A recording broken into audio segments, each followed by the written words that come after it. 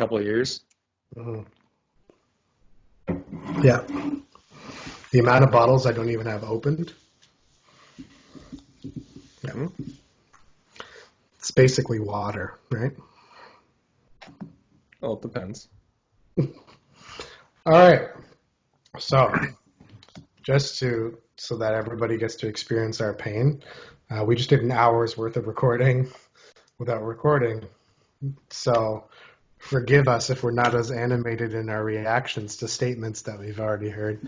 Uh, so, we're just breaking down NFL free agency. Are we kicking off like as if are we using any of that first 6 minutes that actually did record? No. We'll get rid of all that stuff. We'll just start from right here. This is where it begins. This is 2 strikes and a fumble. Round 2. Ding ding. Yeah, that was our fumble of the day.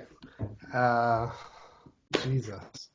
Okay, so welcome to the podcast. Thanks for joining us. Once again, we come to you via Skype. In the midst of all of this, we're trying to do our part to segregate. To segregate? It's funny, as a society, we're told that we need to come together and support each other, and now our government's like, no, stay away from each other. That's what we call it, segregating. Technically, before it got its bad term, mathematically, social distancing. Yeah, which is segregation. It's not segregation. Segregation doesn't always refer to class and or race. Segregation can just be two different people separating. It's also a mathematical term. Anyways, the Arizona Cardinals. So the Arizona Cardinals pissed me off. Actually, they made a great move. They didn't piss you off. Bill O'Brien pissed you off. Bill O'Brien, worst head coach in the NFL, and apparently also the worst GM, needs to be fired. Hopefully he does after everything Hopkins has been exposing about him, comparing him to Aaron Hernandez and all that good stuff. You know who Bill O'Brien reminds me of now that I think about it? He's Jackie Moon. He's Jackie Moon from Semi-Pro. He's the GM. He's the coach. Black? He wants to be the owner. He wants to be a player. Yeah, and Hopkins is coffee black. Andre 3000. DeAndre Hopkins, for those that don't know, I'm a Clemson fan and a Texans fan. So when we drafted DeAndre Hopkins, I was super happy about that. And then even more happy when we drafted Deshaun because we had the Clemson connection. So losing DeAndre is a big loss for me. He's my number 3 as far as all-time favorite receivers. Number 1 is Chris Carter. Number 2 is Andre Johnson. Number 3 is DeAndre Hopkins. So Hopkins was actually working his way up to replacing Andre Johnson in my heart. Because he was going to become the best receiver in Texans history. That's not going to happen now. So, big loss for us. We got David Johnson and a second and a 4th rounder. So we basically traded a Pro Bowl wide receiver, top 3, maybe number 1 in some people's opinion. Even though he's my guy, I don't think he's number 1. But top 3, we traded him and a 4th round pick for David Johnson and a 4th round pick and a 2nd rounder. Basically saying David Johnson and a 2nd rounder is equivalent to Hopkins. No. Especially chemistry-wise, output-wise, obviously last year. David Johnson had a couple good years in Arizona, but he's faded away. They made this trade because they were going to cut him anyways. They made this trade because he was basically dead cap to them. And so they could re-sign Kenyon Drake. So they put a transition tag on Drake. That means they can match any offer made. He will be their running back in the future. Larry Fitzgerald signs a 1 year and gets to mentor Hopkins, who's the most similar receiver to him in the league. They sign Devin Kennard from the Lions. Good outside linebacker. We'll see how he looks in that system, but I like the signing. It's a good signing. And then a really underrated signing is they signed Jordan Phillips, who had a lot of sacks for a defensive tackle, and he's a big boy. He's very large DT. So overall, very good off-season thus far for them. I like all the moves they made, actually. I think keeping Fitz on for the extra year and bringing Hopkins in, it's that nice 1-2. It gives somebody, like you said, for Hopkins to learn from. He did it previously with Johnson. Now he gets to do it with Fitz, which is great. I like the signing of Phillips. I like Kennard. I really do like the transition tag on Drake, because it gives him the chance to match what anyone else is putting out there rather than just hitting them with, this is the offer we can give you. So smart moves all around for Arizona. Biggest remaining needs. I was going to say right now for everything that they've moved around and stuff, I mean, the grade for signings and trades, they're like a B+ right now for me. For me, they're an A-. I don't actually. They maybe even be an A. I don't know what else they could have done. This is what they could have done, is they could have gone for guys like Ryan Bulaga, signed some strong offensive linemen to really protect Kyler, because that's what they need right now. They need to protect him. He's got great receiver pieces. He's got a great running back there now. At the end of the day, if that O-line doesn't stop him from getting hit, I think that's one thing that they're missing from going from a B+ to an A+ is just signing O-lines. I think by the end of free agency, they could actually be an A. The biggest difficulty for the Cardinals is not even putting together a roster. I think they've proven that they know how to do that as an organization. They put together a very good roster. I think they'll have a good draft. I think they will address the O-line in the draft. But their biggest problem is they're in a really hard division. They're playing the Seahawks, the Rams, and the 49ers, who were just in the Super Bowl. This is probably the toughest division in football now. I don't even know what to say other than that. Whoever wins this division, I think, becomes a favorite to win the Super Bowl every year for the next little while. One would argue the Rams actually might be the worst team in the division after the draft, right? Because I think the Cardinals will have a very good draft. The Rams will have the worst quarterback in the division. Not that Jared Goff is a bad quarterback, but he's not great. And Jimmy Garoppolo doesn't need to be a great quarterback because it's a run first offense. That's going to be a really interesting division to watch. I think every game in that division is going to be a really serious game. Yeah. So we look forward to good matchups in that division. My side note is DeAndre Hopkins versus Jalen Ramsey twice a year. Again, they have a great friendly rivalry and they respect the hell out of each other. So I'm looking forward to watching that again because that's good football. I agree. All right, next up we got the Falcons. Some good moves, some questionable. I think they're definitely missing some key pieces there. Fowler was a great signing in my opinion. I really like him. $48 million. We'll see how it all plays out. Hayden Hurst, I'm not angry about with Hooper not sticking around. I think that's a good addition there. And then was it Tyler Davidson? Yeah. I mean, strength of the defense, I think that's a good addition there. They did miss out on picking up any defensive backs that they really needed, though. They really needed to look at getting the cornerback. Dropping Devontae Freeman. We start pushing a little harder for a running back at this point.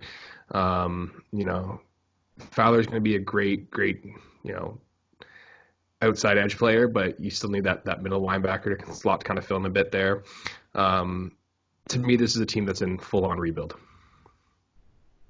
And like you were saying before, I do think that, yes, I think there's a chance of Julio leaving that team very shortly and getting traded. Where is he going to go to? Don't know. I think any team would be lucky to have him. I think that team needs to look at building to the future and looking past Matt Ryan as well. Yeah. Um, it's interesting because now that I'm thinking about it, I do still think Julio will become trade bait because of the rebuild, but it's actually similar. Obviously, they're not as bad a franchise, but it's very similar to the Bengals, where the Bengals had AJ Green and Tyler Boyd. And so you had this young receiver in Boyd who arguably could be your number one receiver if you shipped off Green. They didn't choose to ship off Green. They chose to keep him around for their young quarterback to throw to. So part of me wonders if maybe Matt Ryan's the guy to ship out and not Julio. So we'll see. They're both making big money. Um, but if they were thinking with the same head that the Bengals are thinking, if I if I go after a young quarterback, maybe even in this year's draft, I could give them Julio and Calvin Ridley to throw to instead of just Calvin. Yeah. Uh, um, I think it's bad to lose more than you gain. They lost more than they gained. They lost their number one corner for the last couple of years in Trufant. Mm. He was declining, but you lost him and didn't replace him. You lost Devontae Freeman, who running number one running back for quite a while. You lost him and you didn't replace him. Linebacker, you said they need to look at middle. I don't agree with middle because Deion Jones, I think, is a very good middle linebacker. He just needs to stay healthy. What they Well, need is that's they the need a problem there, though, is he's not staying healthy. He has the potential to be a really good right. linebacker, but he's not staying healthy. Yeah, they do need another linebacker. They need a guy that they can kind of plug and place anywhere in their core, anywhere in their Mm-hmm. linebacking core. Um, that would be an advantageous move for them. I don't even know who that guy is right now because when you think about who's available, I don't know if he's out there. He might be drafted. Willie Gay Jr., the combine freak from Mississippi State. He would be a great pickup for them because he's going to get drafted in the late second or early third round. So he's not going to have to spend a high pick on him. He'd be a good fill. I think they'll draft a running back. I think they'll draft Jonathan Taylor is a good fit for them. I think he's the best running back in the draft. He was the best running back all year. He's the only guy whose footage I was sending to people throughout the year because he runs like and reminds me of Saquon. He's just not as physically dominant. He's not as big a muscular freak, but He's not a truck. He's not a truck. his explosiveness, his breakaway speed. Better comparison, maybe Melvin Gordon. Um, sure, they would love to have Melvin Gordon. They should not spend money on free agent Melvin Gordon, though, because like we just broke down, I think they're in the rebuild. Um, but yeah, Hayden Hurst, like you said, good pickup, but doesn't necessarily replace the production of Hooper. So you upgraded, I think, in edge because you lost Beasley, but you got Dante Fowler. You Mm-hmm. declined in tight end and you're going to have rookie corners and rookie running back. So um, if you're grading this, it's a C. It's a pass. You're doing stuff. You didn't fail, but it's a C for me.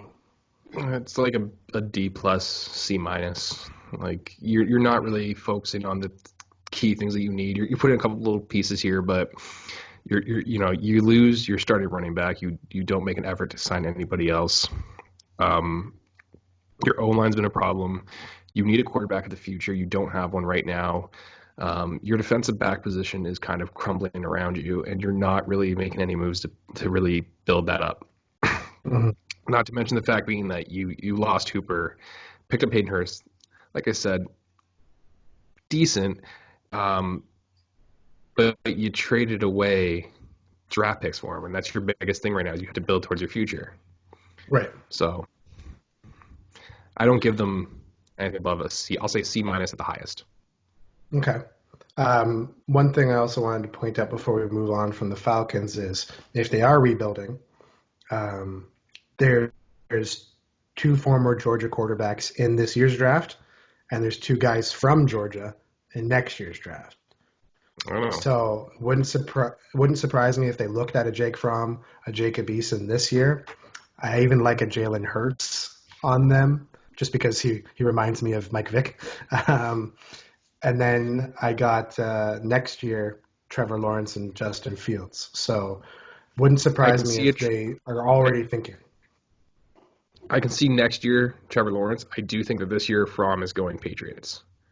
I think we Oh both yeah, agree with that. I don't think there's any yeah. trading around that. Like there's unless they're going to waste their first pick on him, like their first round pick on him, they're not going to trade down for him. Well, from And the unless they're Patriots, trading out Julio, unless they're trading Julio to New England, there's not really. Well, you tell me where else that pick's going to go. yeah, um, yeah. We'll see what happens with the Falcons. I think New England's going Baltimore. to call this year a write-off, but Baltimore. Baltimore is one of the hottest teams in football coming off of last year. They have the MVP, the defending MVP. The last time a team had the defending MVP, who was a young man in his second year in the league, they won the Super Bowl. Um, so who knows? Let's see if that starts a trend. Yeah, so Lamar Jackson, obviously, they have their quarterback set, so that's not a need for them. They need to protect him because they lost Marshall Yanda, one of the best guards in football. Also, in my opinion, the number one player for them in the playoffs. Lamar Jackson, unfortunately, has a way of disappearing in the playoffs. He did it last year and he did it again this year. Marshall Yanda helped them win football games. He is a incredible scheme blocker. He opened up lanes for Ingram, and he's the guy who was keeping up with Lamar Jackson on his scrambles. yeah, Outside of talking about Jackson or Yanda, they signed Michael Brock. That was a deal to me. I don't even know how he became available to them. That's a great pickup. They got Calais Campbell once again. Great pickup. They picked him up for a fifth-round pick, and they signed him to an extension, 2-year, 27 mil, 20 mil guaranteed. It's pretty big money, but he's a consummate Pro Bowler. Matt Judon placed the franchise tag on him. I hope they re-sign him. If they lose him, they desperately need edge rusher. And then Matt Sukra, their starting center, original round tender on restricted free agent. So if another team signs him, Baltimore can either choose to match it or not. yeah. So I think for them, like you yeah, said, O-line is going to be a big focus. That's what they're really going to need to focus in on this year. The rest of the pieces on that offense are already kind of there. They're as good as they need to be. They showed that this year. I think what they really need to do for that championship push now is to build that defense, to sign some more D-backs, sign those deep threats. You got to sign guys that are up against great receivers. You're looking at playoff football now. You're not talking just about your regular season. They already had the regular season on lock at this point. So now we're talking into the playoffs, which is where they fell last year. I mean, Patty Mahomes, king of the comebacks, we get it, but you got to also kind of not let yourself get to that point, and they did. mm-hmm. And I think the defense was the thing. And I think they need some good pieces out in that backfield, some wily veterans to really lead the linebackers and the defensive line, and call things on the fly a little bit better. Guys have been doing this for long enough that they can recognize what an audible is going to be. Can recognize what hole do we need to fill a lot quicker. So for me, I think like Baltimore signing some D linemen was great, but they didn't really focus on that backfield. So for me, it's a B minus to a C. I think they got some nice pieces up front, but they missed the big piece behind. So for me, I give them a better grade because I think they just became one of the best run-stopping defenses in football with the signing of Campbell and Brockers and who they already have on their team. I think they intentionally didn't pick up certain people because who are the elite middle linebackers and outside linebackers available? Right now, No, who like were they? still available or? Who did they miss? Who did they miss out on? Well, there wasn't any there wasn't any big standouts. Um, Exactly. like Anthony Brown would have been a good pickup.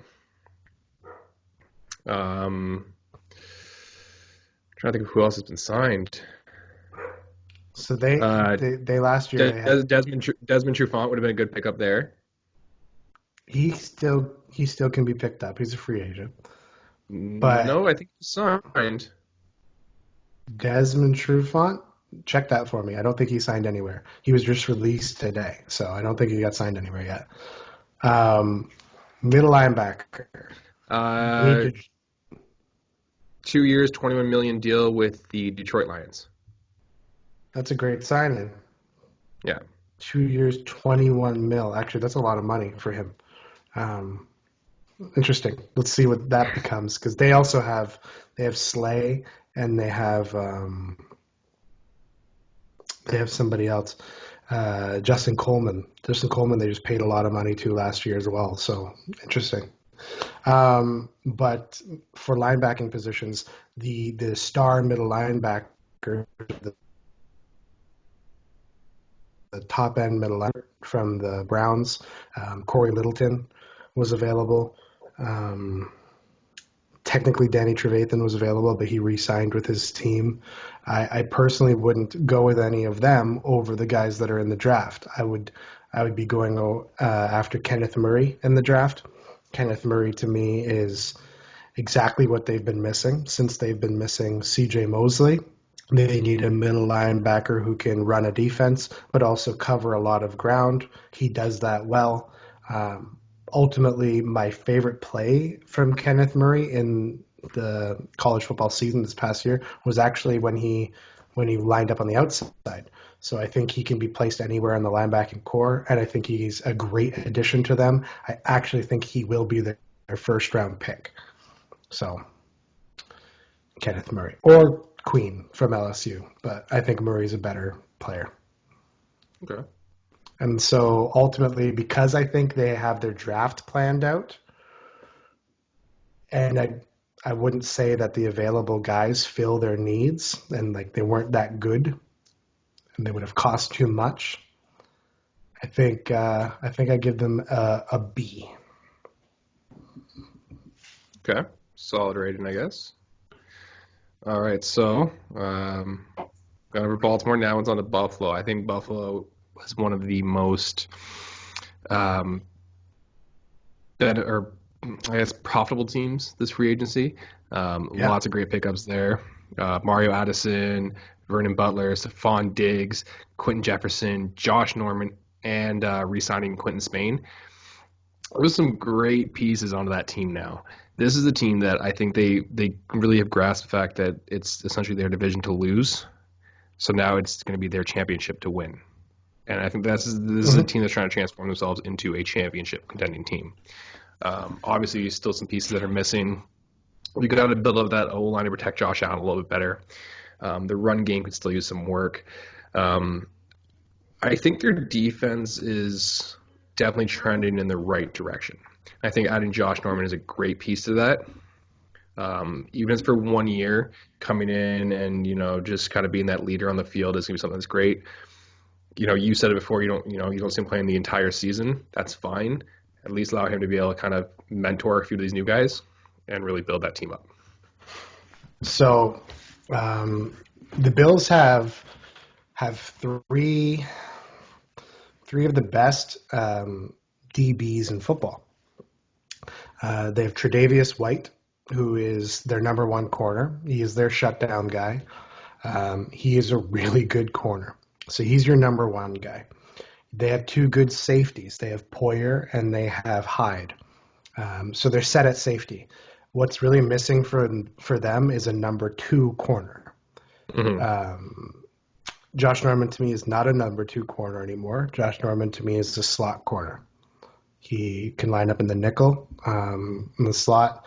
That's about it. I would never put him on the outside again. I think he'd get burned all day, just like he did last year. Stephon Diggs was a good trade. They gave up a lot for him. We talked about this before, but We lost the recording, so I'll bring it up again.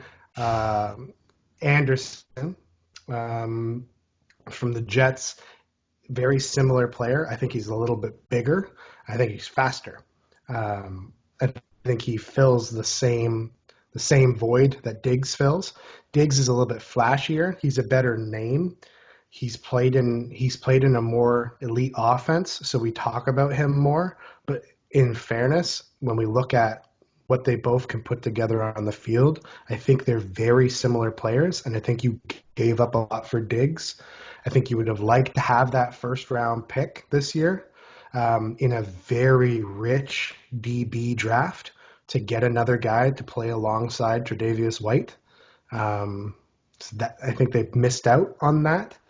Running back, they have running back on NFL.com. They have running back as a position of need. I think they have their main guy, but it would be good for them to get a complimentary back. Frank Gore is not that guy anymore. I don't even know what's going on with Frank Gore this offseason. Is he still playing? Is he retiring? I don't know. He's a legend. He'll be a Hall of Famer, but Singletary is their guy. They just need maybe a power back to play along with him. Zach Moss comes to mind as a good draft ad. And then O-line. Everybody can always use O-line. That's true. What grade do you give them? I'm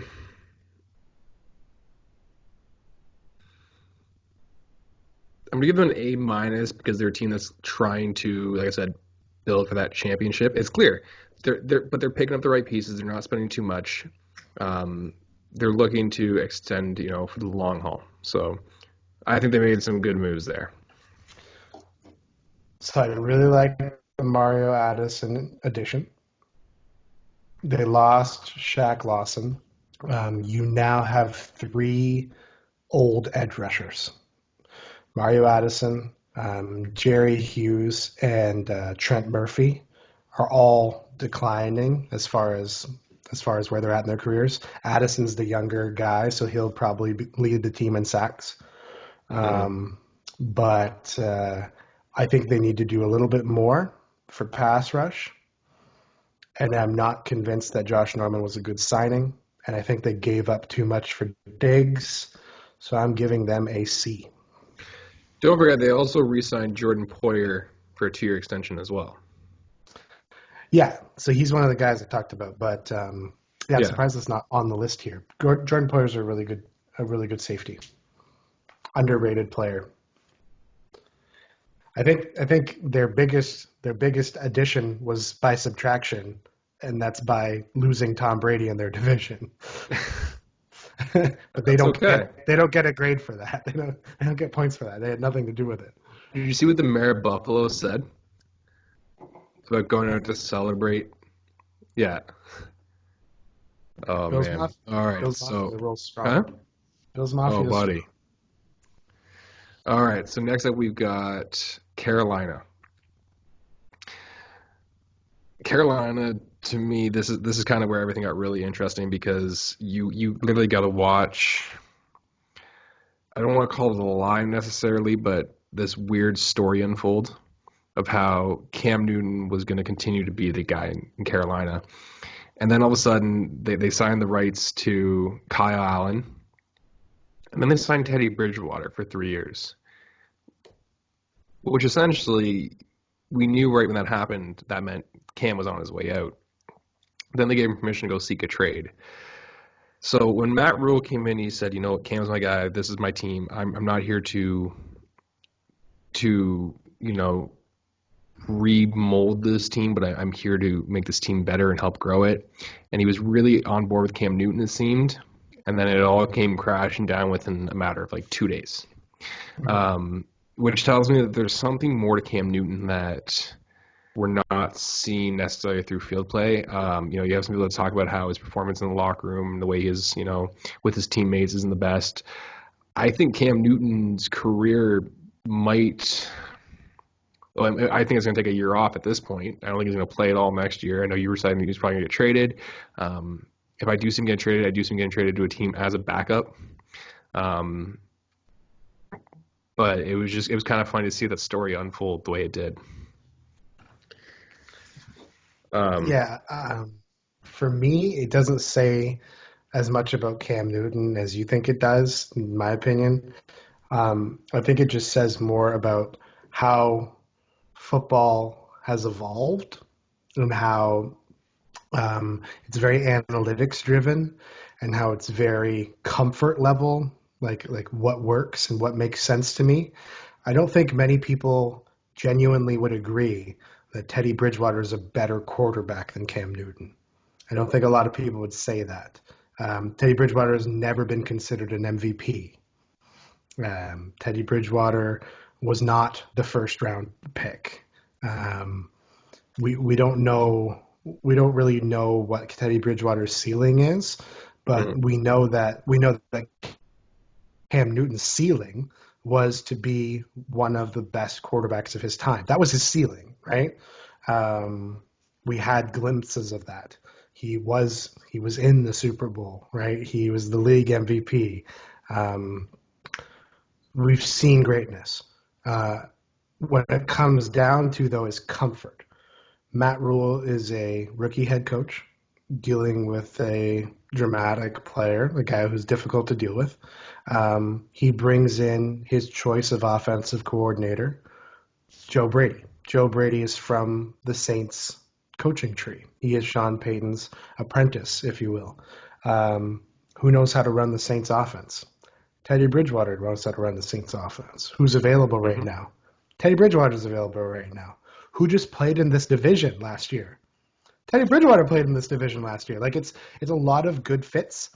He's also very easy to get along with. There's never been any concerns about his personality. He's a locker room guy. People like playing with him. People like coaching him. He's never had complaints.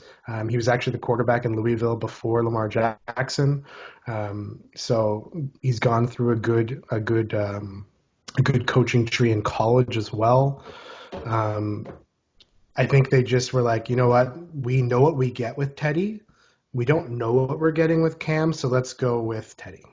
And he's also our choice. Newton wouldn't have been their choice, right? He was kind of forced upon them. Yeah. I do think Newton gets traded. I don't think it's to be a backup. I think it's to be in a mentoring and competition related role.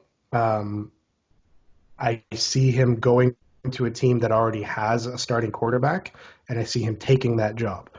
Now, you already know what I'm going to say is my dream destination for him, but I think options are places like the Jaguars, who have Minshew, but Cam's a better quarterback.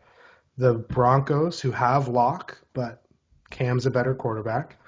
And then another option, or the Bears, but Nick Foles went there, so I don't think they're going to get him. But the other option is actually the Pittsburgh Steelers. He is the most similar quarterback in the NFL to Ben Roethlisberger. And if any guy can take care of Cam Newton's ego, his attitude, and whatever it is that's off with Cam, it's Mike Tomlin. Mike Tomlin is a locker room guy. This is what he does, right? I just see the fit. The fit is perfect in my mind. It's a beautiful fit. Some people have thrown out Miami. That's going to be a hard sell because the Panthers are telling Cam that Cam can go find a trade. So basically, Cam's not going to go to Miami. Cam's not going to go to Miami because Miami's going to draft a quarterback, and Cam's going to be in the same situation in 2 years or a year when he's going to lose his job to whoever they draft. Although I do think Brian Flores being his head coach in Miami would be a good fit. But that's not the way it's going to go. I see him going to Jacksonville, Denver, or the Steelers. Just to break down their signings, they signed Russell Okung, they traded for Russell Okung. They traded their guard for their left tackle. Some would argue left tackle is the most important position on the O-line aside from a center. because they protect the quarterback's blind side if he's a right-handed quarterback. Teddy is a right-handed quarterback, so Okung's protecting his back. That's important. Trey Boston re-signing is a good re-signing. He knows their system. He's been there. Kyle Allen, a good insurance piece for Teddy, who does have an injury history. They still have Will Greer. I feel so bad for the guy. I don't think he'll ever get a starting job in the NFL now, and it's just because he's been left and forgotten. He at one point was considered one of the best quarterbacks coming out of high school. He had all this potential, right? So I feel bad for him. Seth Roberts. Seth Roberts is a good change of pace receiver. We were joking before, or I was joking before. He's that guy who gets a 30-yard touchdown. And you're like, oh, who was that? Oh, Seth. I didn't know he was on this team. That's him. That's that guy, right? He did it to me with the Ravens. He did it to me with the Raiders. I think he'll do it this year. This year, I will text you and I'll say, hey, you know who just scored for the Panthers? Seth Roberts. I'll play this clip for you. They also cut Colin Jones, Eric Reed, Garrett McGinn, and I think that all those cuts actually made sense when you kind of look at this re-signing of Trey Boston and then picking up Otung. So this division is going to be decided between Tom Brady and Drew Brees. So let's not get it twisted. It's their division at least this year and probably for the next 2 years. They both signed 2-year contracts. It's going to be the Saints and the Bucs. Have they released the terms of Brady's contract? No, it's just rumored to be 2 years, 30 per. And then Brees he's going to sign 1 year in New England then for $20 million. It was all a ruse. And then Brees did 2 years, 25 per. So yeah, the division is going to be Brees and Brady for the next 2 years. So the Bridgewater signing is good because he's young enough that he'll actually be in kind of his prime when the two of them retire. And then we'll see what the Falcons do. But overall grade, to me, you don't get a grade. You basically replaced your franchise quarterback with a guy who you think is going to be your franchise quarterback. I don't think they got better or worse at that position. Nobody else is an impactful player. You traded a guard for a left tackle, so you just care about protecting your quarterback's backside. This is a very blah free agency. It's interesting. It's got a good story, but as far as did it change their prospects for greatness, I don't know. So this is a C+ for me, which is as mediocre as you can get in my mind. I was going to say a C. A C is as mediocre as you can get to me. That's 50%. They did like, other than, how is Bridgewater versus Newton going to play out? We don't know. We'll have to wait and see. So yeah, for me, it's kind of a C. It's right down the middle. They didn't really make any big moves. They didn't really fill any missing pieces. So yeah, just right in the middle. Before we get into Chicago, go ahead. I was going to ask, do you think Eric Reed gets another job in the NFL? I mean, he'll be a practice squad somewhere for sure, 100%. I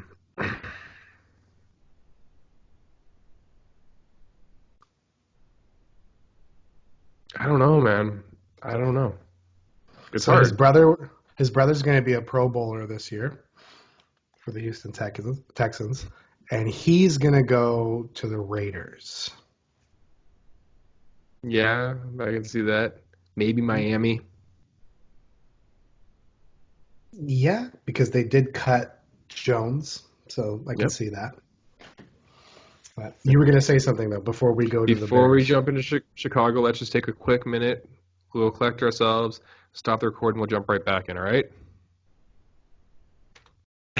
And we're back. Got me eaten. Yeah. Mm-hmm. So I think we're moving on to Chicago at this point. Yeah. The Bears. Let's see what we got going on here. So, I guess it's safe to assume that the Mitch Trubisky era is coming to an end in Chicago. if they're trading out for Nick Foles, so Nick Foles is not a surefire starter. Well, are they battling for who's going to be the worst in the NFC North? Like who's going to be the worst quarterback in the NFC North? Who's going to be the backup to the worst quarterback in the NFC North? What's the point of this trade? It's a QB competition to try and push Trubisky to be good. Trubisky had a really good season. Matt Nagy's first year in Chicago. It's almost like there's something in the water in Chicago. This happened to Jay Cutler too. He just became completely complacent. Like, just man, I'm fine with losing. Like, I don't know what it is, but that's always Nick Jay Cutler's MO though, right? Nick Foles to me is a heart and soul guy. He's a locker room guy. He's a guy people like playing for. He's a Chicago guy. Like, this guy actually kind of fits the mold of Chicago. Kind of like when we used to talk about Jimmy Butler. Jimmy Butler was a good fit for the Chicago Bulls because he had that bull mentality. Nick Foles could be the same way. Trubisky arguably is actually a better player. He has better skills and he's more athletic and he can accomplish more things, but Foles actually puts it together. So I think this is a competition. Yeah. I think both of them will have games that they start. Okay, fair enough. On top of that, they also signed Jimmy Graham, which, I mean, I thought that honestly Green Bay had just let that one slide just because they were looking to sign Hooper, but I guess that didn't pan out as expected. 2 years, $16 million for a tight end that realistically since he was in or being with was it when he was with Breeze? He was really good with Breeze, and he had one good year for the Seahawks. Yeah. But other than that, I mean, he's gone from being an elite tight end to, an overrated tight end. Is that, I think, the best way to describe him. He's also only a receiver. He's not a blocker. And for his size, I'm kind of surprised. He's a big boy. Yeah, he's a basketball player turned football player. He didn't like grow up an O lineman and then learned how to catch, or he wasn't a wide receiver who gained a lot of weight, right? So many tight ends are kind of tweeners like that, and that's how they land on tight end. That's not how he landed on tight end. That's how I ended up playing tight end. Because you're a ball That's player? exactly how I played.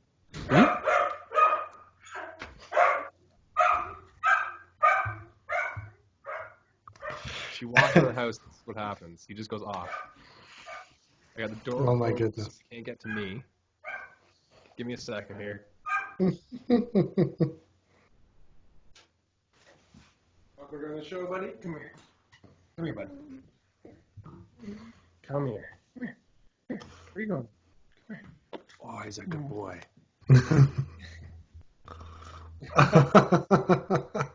Yeah, so Jimmy Graham, $16 million for 2 years. Do I think he's worth that?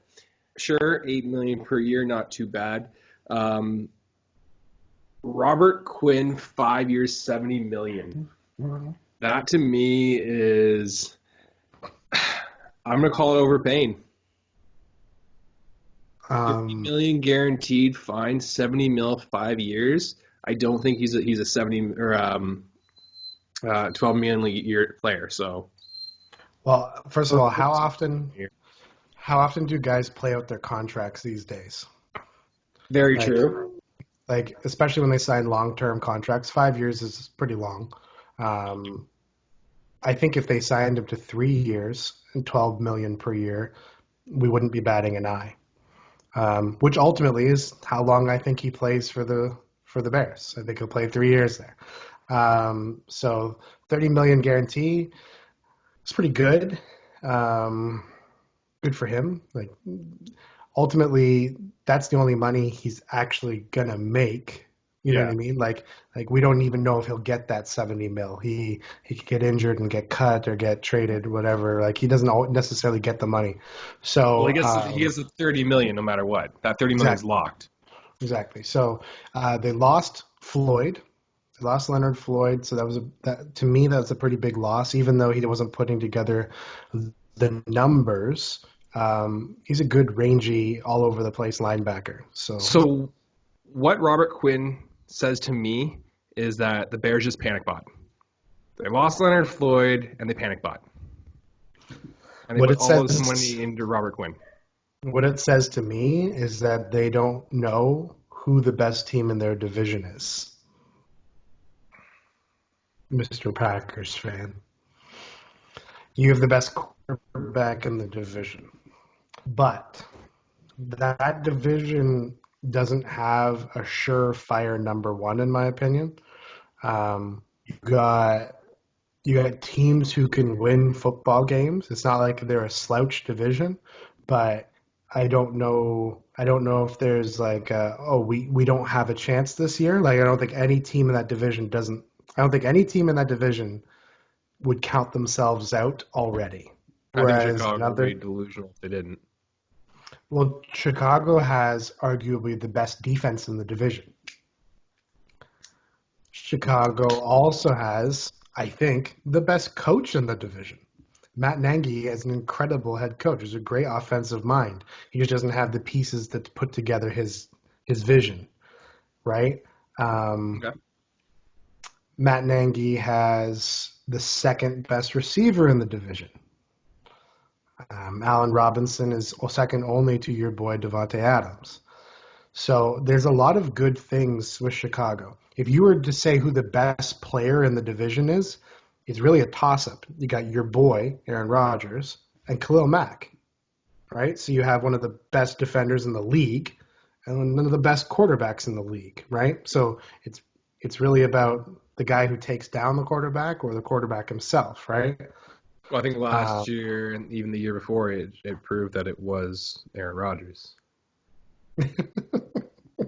Matt got to him, though. The numbers against Chicago with Khalil Mack in, he still performed amazing. Mm-hmm. Khalil Mack was not performing at his peak when he was facing Green Bay. But that wasn't so much because of Aaron Rodgers versus Khalil Mack. That had more to do with Green Bay versus Khalil Mack and that offensive line that was able to protect Rodgers. So yeah, I think he got hit. I think Mack got through to him 6 times in 2 games last year to touch him. Who did you lose? You lost the guy who was blocking Mack, right? Mack plays outside left or left end. He's blitzing Bulaga, and he's not blitzing. What's David Bakhtiari? Pronounce his name properly. Bakhtiari. Yeah. So he's not blitzing him. So y'all need a right tackle, or Rodgers is not going to have a happy year. Bakhtiari's just trying to shift toward the right side now. Just in Chicago. Leave Rodgers' blind side open. Yeah, why not? So Robert Quinn with Mack is a really good combination. Robert Quinn was the best pass rusher on the Cowboys last year. Letting him go was a side effect of some of the other moves they made, which we'll get to. They just couldn't afford him. He went to the highest bidder. The highest bidder was the Bears. Good for him. Danny Trevathan was a good re-signing. I couldn't believe that they let Kitowski or whatever his name is go, their middle linebacker. Danny Trevathan is their guy, like long-term middle linebacker for them. But the other guy, whose name I still can't pronounce, he to me looked like he was going to take over that job. Danny Trevathan's also making a lot of money. Yeah. So yeah, ultimately they didn't do too much. They still need O-line. They still need another corner. According to this, they need another safety. I don't necessarily agree with that. Their biggest need is quarterback. So I don't know. So what's your grade? My grade is a C. C? Okay. Yeah. For me, what I'm seeing is, like I said, Robert Quinn panicked buy, but they put him into 5 years. Trevathan was 3-year extension, so I see them trying to build this franchise. Unfortunately, you got to take the fall, and I don't see this as a team that is going to take the fall. I see them as a team that's going to sit bottom 8 or 9 in the league at the end of the year. not low enough to really get that pick that they're going to need for the next couple of years.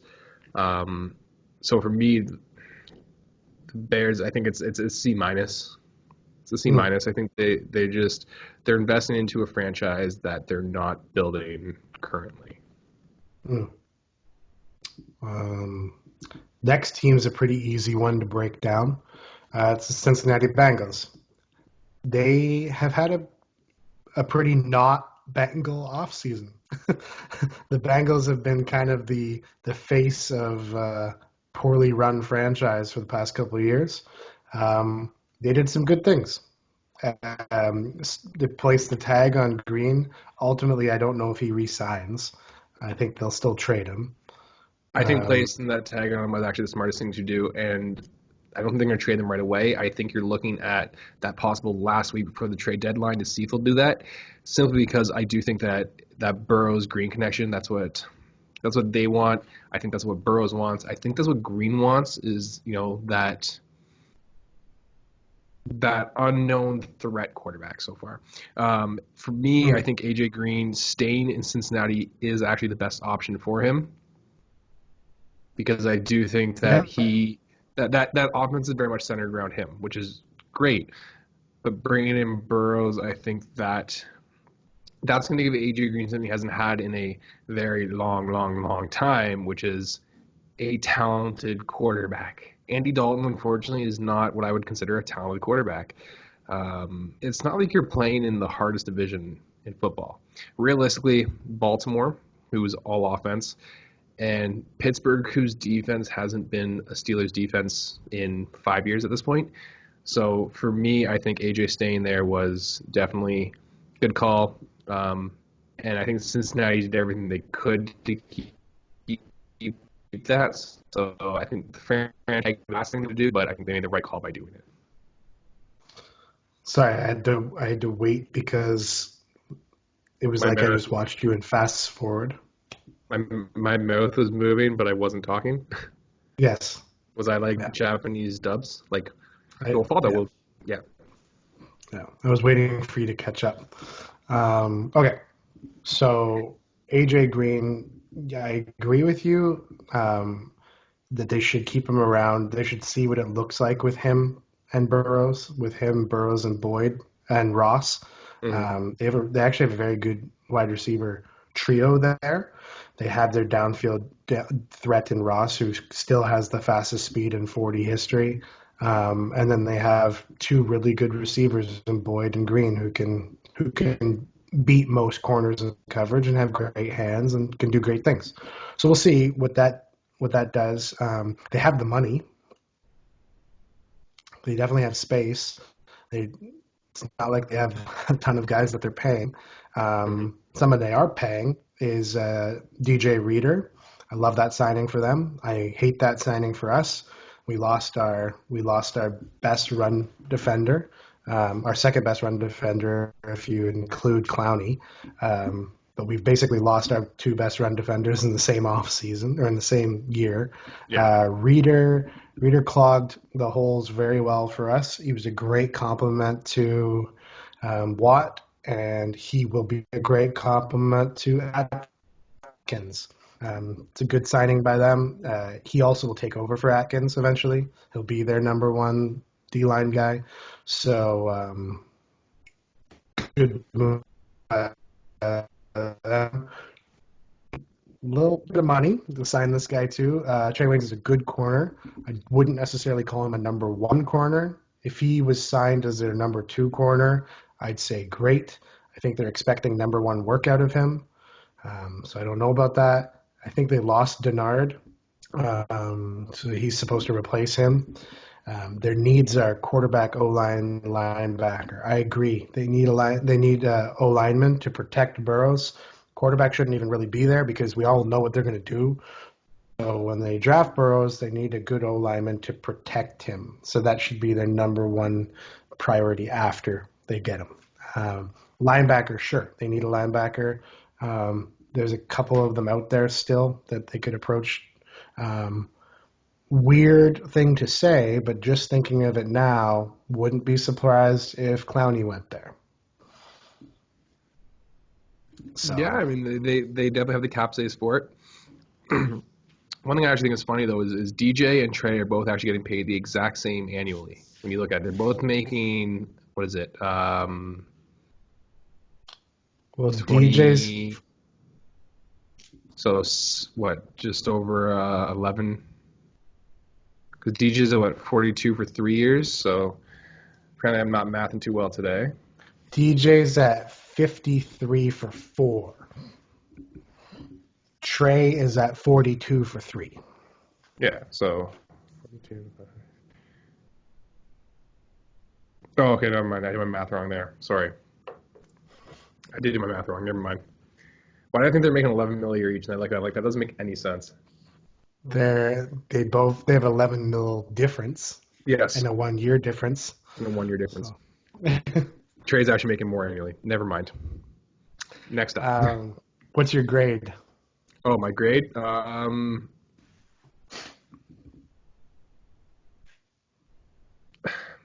Not picking up the offensive line is something that I think they needed to do. So missing out on that piece.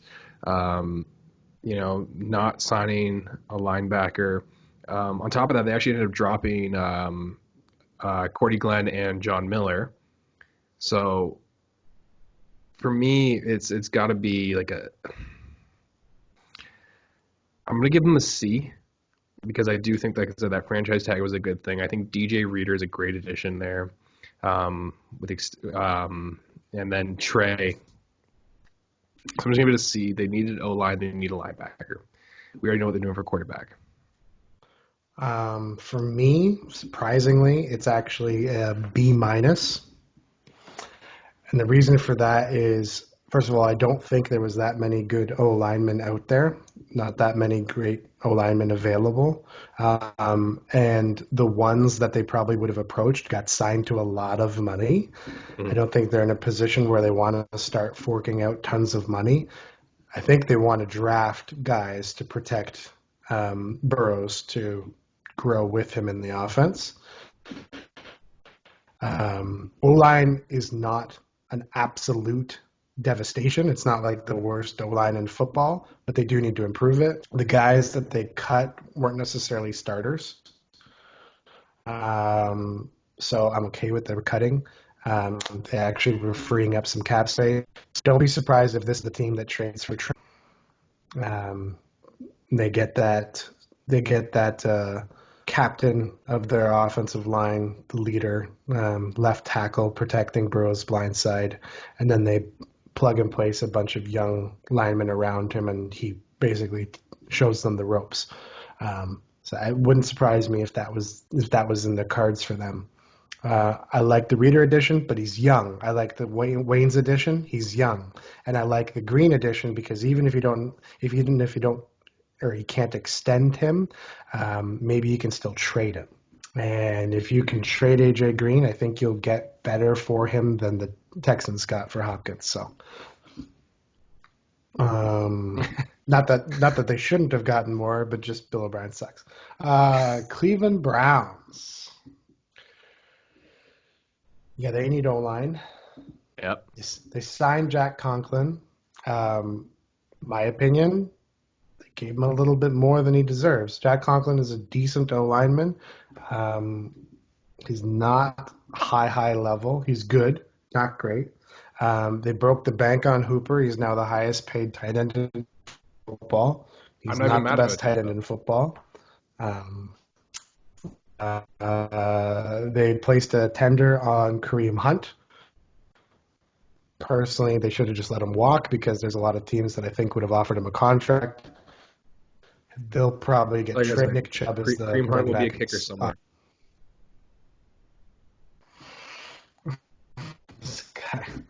Kareem Hunt will be a starting running back in the league at some point next year.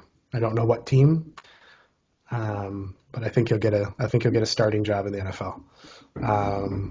The sneaky trade getting Andy Janovich from the Broncos, like we were discussing before. Not a lot of great fullbacks in football. He's one of them. And then they signed Case Keenum. Personally, I think it's just to put pressure on Baker.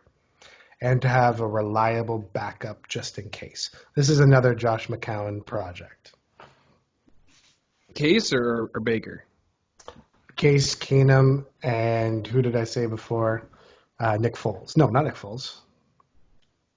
There's somebody before. Nick Foles signed with the Bears to go up against Trubisky. No. When did I bring up Josh McCown before? Was it when I was talking about Case? Yeah. I'm sorry. I can't remember.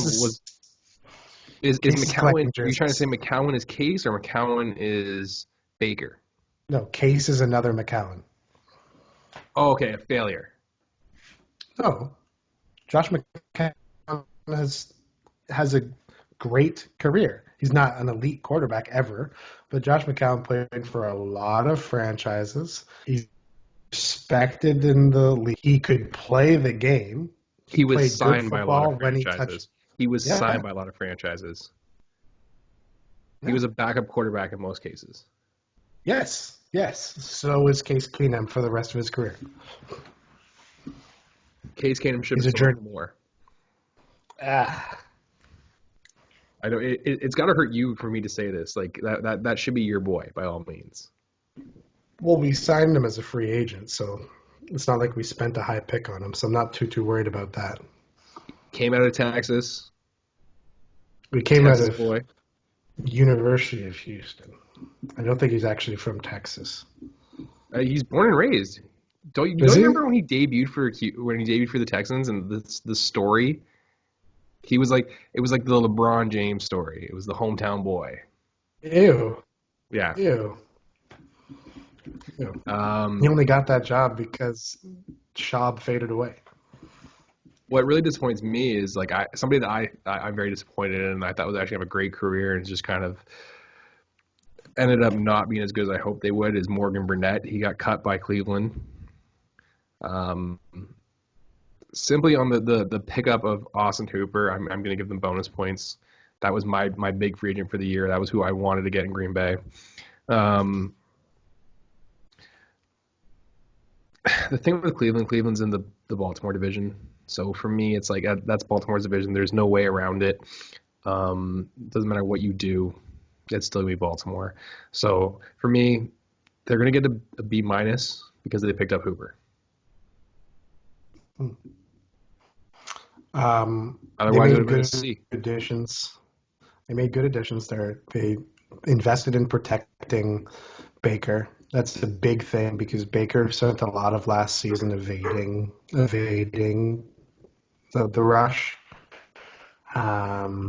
Hooper, to me, is not that much over it.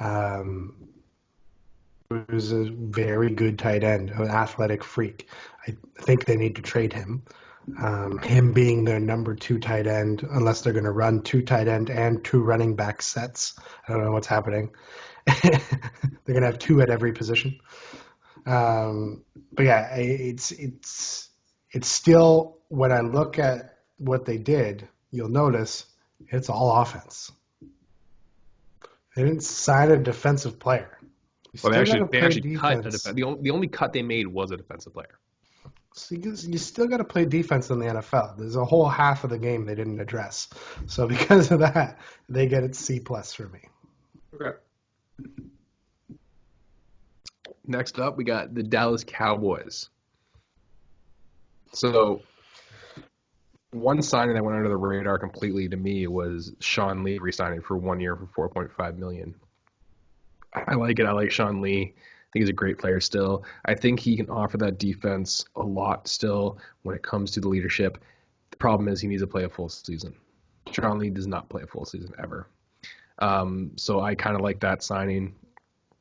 Placing the franchise tag on Dak, I think, might actually been one of the smarter decisions that Jerry Jones made, because Dak should not be paid the money he wants. The guy wants $140 million. Should not happen. He's not worth it. Gerald McCoy coming on for 3 years at $18.3 million. I actually don't hate. I think he's a nice addition to that defense as well. Anthony Brown signing a 3-year deal, 15.5 is not a bad one there.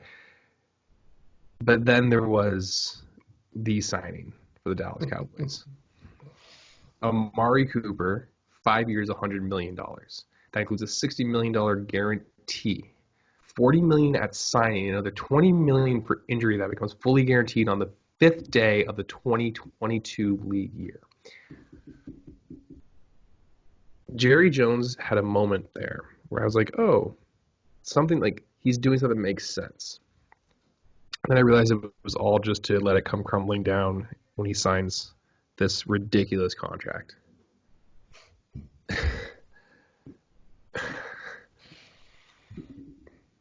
Amari Cooper has had glimpses and moments of greatness. There's no question about it. But they have been nothing but moments and glimpses. He hasn't shown true greatness. I mean, when you've got guys like Derek Carr, the quarterback, sure. Dak Prescott, I do not think is the best throwing quarterback for Amari Cooper. And I wouldn't put Amari Cooper right now in my top 5 receivers. So why is he getting paid like one?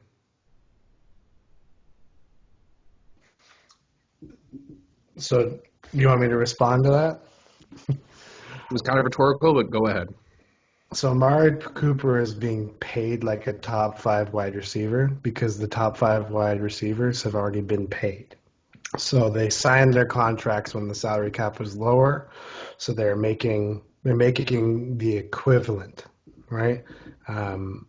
Hopkins is already under contract. Julio is already under contract. OBJ is already under contract. Those guys set the market for the receiver position. Cooper just matched them, right? He just joined the party. But he joined the party in a higher salary cap year. So realistically, when we compare the salaries, we can't actually compare him to them because their salaries were signed a while ago. Their salaries were signed like 2 to 3 years ago, right? So he's still being paid less than technically. Hopkins, actually, one of the reasons he was traded is because he wanted to re-up and get a big extension and get more money I believe that number was 25. That's the number he expects. So when you think about that, would you put Hopkins in your top 3? For tight ends? Hopkins, wide receiver. Oh, sorry. I was talking Hooper for some reason there. Would you put him in your top 3? Wow. Okay, so he's guaranteed top 5. I put him in top 5. I wouldn't put him in top 3. Okay, so for me, he's top 3. But regardless, he's guaranteed top 5. And your comment about Cooper was top 5. Hopkins is saying 25. So let's agree with Hopkins for a second. So top 5 receivers should be making 25. Cooper's making 20. He's not making top 5 money. See what I'm saying? I also don't think that Hopkins should be getting paid 25. So elite players at their positions dictate what they're going to make. Yeah, that's why we have stupid numbers that quarterbacks are getting. Yeah. Right. Ultimately, you're telling me like I don't know, like my quarterback wasn't the highest paid at one point, and then Matt Stafford happened. Yeah, and Russell Wilson now. Cooper's definitely getting overpaid here, but I don't think by much. He's the most reliable offensive weapon on this team. Ezekiel Elliott could be suspended at a moment's notice. We don't know what Ezekiel Elliott's type of character is. The man is not trustworthy. The man has done a lot of sketchy stuff. He's also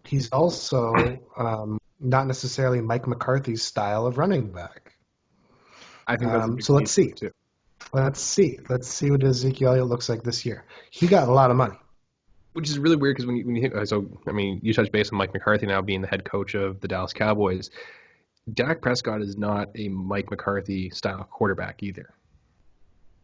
He's more than Mike McCarthy has had for a lot of his coaching career. The best quarterback, obviously, Mike McCarthy ever had was Aaron Rodgers. But Dak is a better athlete than Aaron Rodgers. Yes. So Mike McCarthy hasn't had that tool before. He hasn't had that skill set before. So you're right. He's not typically a Mike McCarthy quarterback, but maybe this opens a whole new bag of tricks for Mike McCarthy that he didn't even know he had before. I think we learned in Green Bay that Mike McCarthy does not have new tricks. He is an old dog, and you cannot teach an old dog new tricks. He's a pass first coach too. He is very much a late 90s, early 2000s offensive coordinator style head coach. Yeah. And a guy like that just won the Super Bowl. So for me, Amari Cooper actually reminds me in many ways of Greg Jennings. Amari Cooper fits your old school Packers system. He's a great route runner. He's got good hands. He's physical off the line.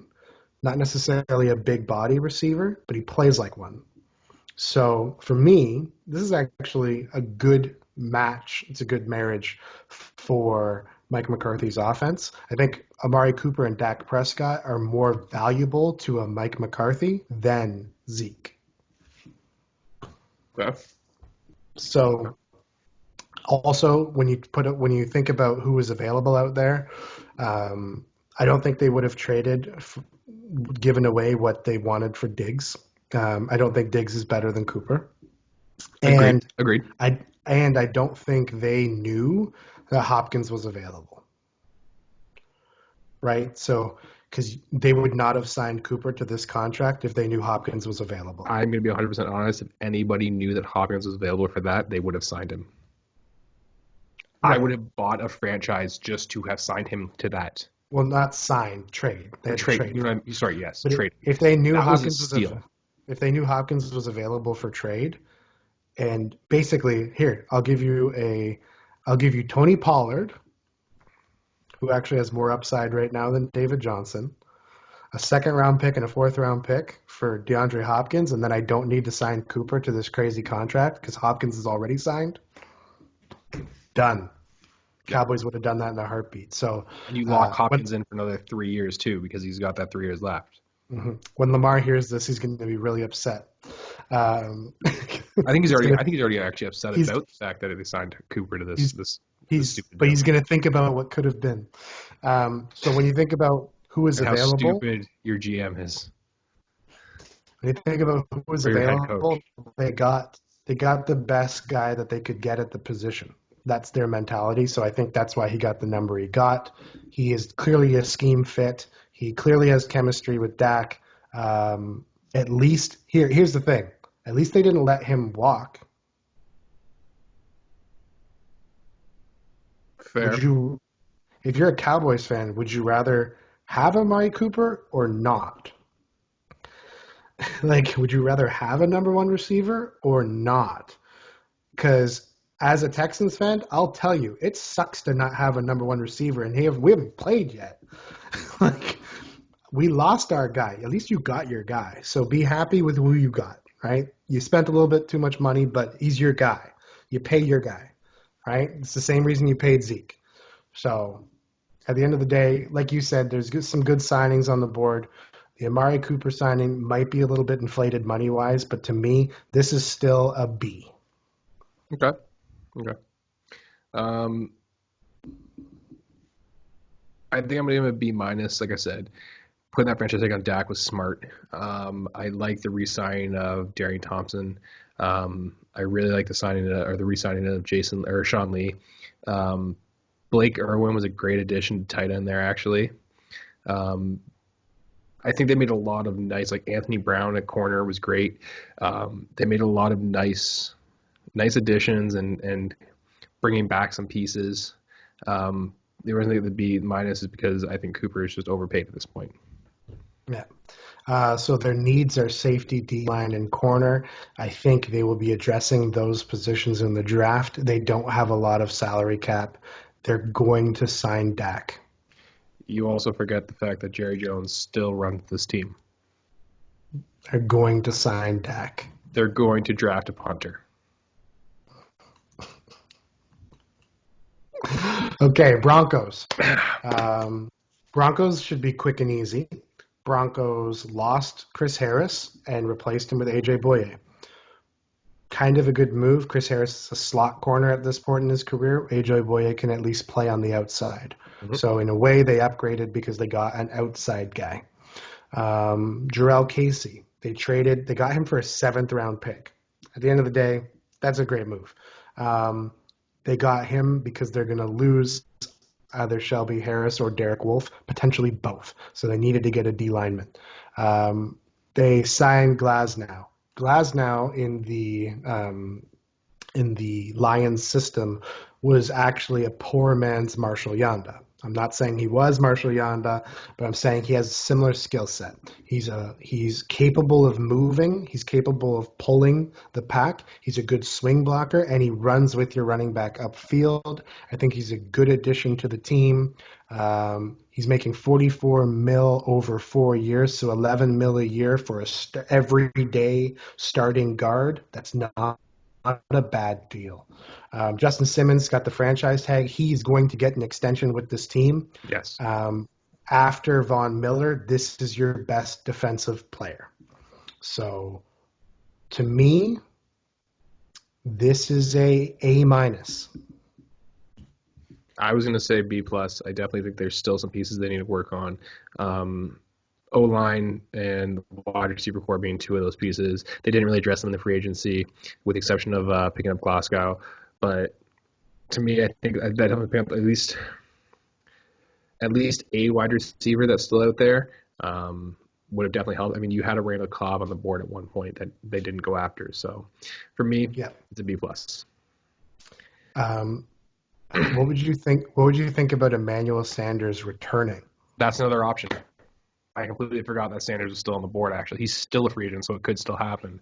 But we'll see what that one. Or Robbie might Anderson? have a high asking price. Robbie Anderson, I don't think Denver is the best option for Robbie Anderson. Fair. We see, the only reason I bring up Robbie Anderson is because we both projected Henry Ruggs going to the Broncos in the draft. Yeah. Because he's a burner. Robbie Anderson's a burner. Robbie Anderson is one of the fastest receivers in the league. So when you have Sutton and Anderson is a good 1-2 punch. I don't see Robbie turning around that team, which I think Robbie Anderson's goal is to win a Super Bowl. I don't think him going to the Broncos is going to give the Broncos a Super Bowl contending team. So I don't see him going there. That's no benefit to him. That's more of an indictment of Drew Lock. That's fine. Yeah. Which is why I think this is a potential landing spot for Cam Newton. How funny would it be if he goes to the team that beat him in the Super Bowl? He goes and joins Von Miller, the guy who strip sacked him in the Super Bowl. It'd be great. Detroit. All right. So we've got Jamie Collins agreeing to a 3-year, $30 million deal. $18 million of which is guaranteed. I don't dislike it. Jamie Collins is a guy that I look at as, he's a consistent performer, which is great to see. Outside of that, though, I don't think there's too much else that really stood out, with the exception of Desmond Trufant signing 2-year, $21 million deal. I like that. I like that a lot. I think he's a great addition. As a Packer fan, I don't like that, but just as a fan, I do. That's going to be a scary, scary threat there in the backfield 2 times a year. So this actually just popped up. I haven't actually opened it yet, but Darius Slay wants out of Detroit because of this. So I think it speeds up the process. I think it was a good pickup there for him too. So where do you see Slay going at this point then? So first of all, it's funny when we get news like that where it's like, okay, now that they have Trufant, he wants out. Darius Slay wanted out during the season. No, he said this speeds up the process of him being out. Yeah, Darius Slay already wanted out. He was already going somewhere. Yeah. Darius Slay. I think he was going to, once his contract was up, he was going to sign somewhere else, obviously. But no, he actually had already requested a trade. Um, Darius Slay is going to go to a team that needs a corner, of course. So when we think about teams that are desperate for cornerbacks and teams who do trip, we desperately need a number one corner. It wouldn't surprise me if we were in the hunt for him. We didn't get Chris Harris Jr. I think we would have tried to get Trufant, but who the hell knows what Bill O'Brien's thinking. And we didn't get who's the other big name corner that just got signed? We haven't got to him yet. There was another good corner just got signed. Well, James Bradbury, but I don't think that was the guy I was thinking of. There's somebody else. Anyways, he's now the best cornerback available, whether or not it's for trade. So I see the Texans. I see the Giants as a potential landing destination. I see the Panthers because they lost Bradbury. Brian Poole. Brian Poole. No, that wasn't the guy. I know, but he'd be a great addition to that team. Yeah. When I look at the Lions offseason, I look at the offseason. I think, man, this is a lot like last offseason. The Lions are signing former Patriots all over the place. It's Patriots 2.0. Matt Patricia just wants to be Belichick so badly. He signs Jamie Collins. What was his last team? Patriots. He signs Ron Harmon. What was his last team? The Patriots. He signs Danny Shelton. What was his last team? The Patriots. This guy just signs ex-Patriots. Chase Daniels is a good career backup. He's been in the league for a long time. We know exactly what to expect from Chase Daniel. He's actually started some football games for the Bears and the Chiefs, maybe even some other teams. Good signing. Matt Stafford gets hurt a lot. The signing of Vaitai, crazy long last name, 5-year, $50 million. That's his first name. Oh, that is his first name. Halapoulivaati. Yeah. Yo, HV. Hala. Where's Teddy Long when you need him? So agreed to a 5-year, $50 million deal, $10 million per year. He's going to start for them. I like the signing. I think his last team he played for was the Eagles. So the Eagles have had great O-linemen for quite a while. He's going to bring that over. Ultimately, this is Patriots 2.0. They're getting guys after the Patriots are done with them or when the Patriots don't want to pay them big money. The Duron Harmon pickup was a trade. I don't know what they gave up for him, but it was a trade. He lost his job in the Patriots organization because the McCourty brothers are there. That's the only reason he lost. They still haven't announced the details of the trade yet. Okay. So biggest need, corner. I think they just addressed that with Trufant. D-line, sure. And O-line. I agree with all of that. What's really surprises me that's missing from there is linebacker. He's from the Patriots system. What's Belichick always had? He's always had good linebackers. This is what he does. He builds linebackers. If you look, it's a little nerdy of me, but if you look at Madden and you look at the middle linebackers for the Patriots, he's got solid 3 linebackers, and he's always done this. He's always had 3 great middle linebackers. The Lions don't have that. I like Gerard Davis. I like Chris Jones. I like the guy they drafted last year, Tahai, or something like that. But I think they're going to be the team that drafts Isaiah Simmons. He is going to be the leader of this defense for a long time. That's who they're missing. So to me, that's one of their biggest needs, and they're going to address it. The signing of Trufant today means that they may not use a number, 3? Or number 3 overall pick on a corner. Yeah, I don't think that's happening. I think they're going to go for the draft beast. Trade down with a team that needs a quarterback. grade is B minus. I'm gonna give it a B minus as well because this is a team that is still making moves even though their future is uncertain. I don't think they know if Stafford's actually coming back or not. This is a team that very much, has a lot of questions behind them. I actually don't hate the signing of Chase Daniel. But like you said, it's going to be very much a New England style defense, and I think that the reason that I'm not giving anything higher is because they didn't focus, I guess, heavy enough on linebackers. So I'm with you on the B minus. If any quarterback was to pull an Andrew Luck, what quarterback would it be?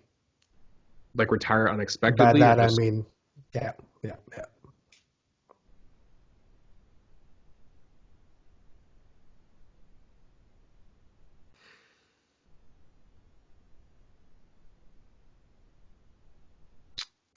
That's a hard one. So for me, it's Matt Stafford. I wouldn't call that unexpected at this point. I would. He's still young. He's still got a lot of potential. He's probably, if you give Mahomes and Rodgers the strongest arms in the league, he's number 3. Do you understand the severity of the injury that he faced? If he was to retire, I would not be surprised. So you think he'll retire because he doesn't want to get hurt again? Because he can't play at 100%. A combination of doctor's recommendations, he doesn't want to get hurt again, he can't play at 100%. He's not going to be able to perform the way he did before. I don't think it's possible for him to continue at the Matt Stafford level that we've seen. So if that's the case, why is nobody considering at the number 3 overall pick that they're going to draft a quarterback? Well, because I think that everybody's pointing to signs right now that Stafford's going to come back. But you're talking about an Andrew Luck situation. Like, I just think there's a possibility he's not going to come back. I can see him maybe even mid-season having to call it a career. When you're talking about Matt Stafford, we're talking about Andrew Luck, I'm talking about like days before the season starts, retiring. I can see Stafford doing that. I can't. I can see him right before the season start being like, you know what, guys? Can't do it. I don't see him doing that to the Lions. Okay. Think about it. I think the draft will tell us exactly what is going to happen with Stafford. Oh yeah, the draft usually tells us everything we need to know. Yeah. You get to run away with this. Oh, I don't want to. All right, so we signed back Christian to a 2-year, $16 million deal. I'm okay with that. Mercedes Lewis re-signed a 1-year deal, $2.25 million with a $1 million guaranteed. It's low money. That's peanuts at this point, so I'm not too mad. Rick Wagner.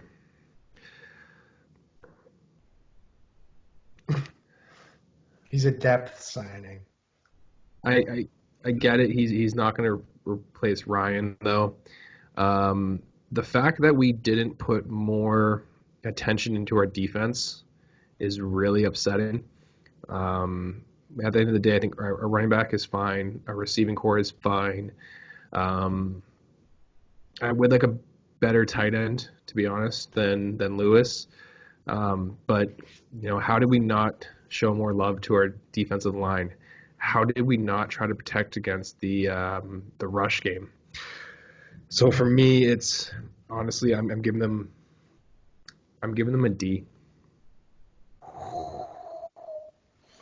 Now, we will always be harder on our team. 100%. Like, it is fair to put that out there. My big concern for you guys was that you lost both your starting inside linebackers from last year, and your signing was Christian Kirksey is a good signing, but I think you're missing a defensive leader. We're missing a defense missing a at this vocal point, really. in that midfield. You got Zadarius Smith. Zadarius Smith is a very, very good defensive player. I mean, You're off right. the He's. I wouldn't call him a defensive leader, I though. I think agree with you on that. had a great year.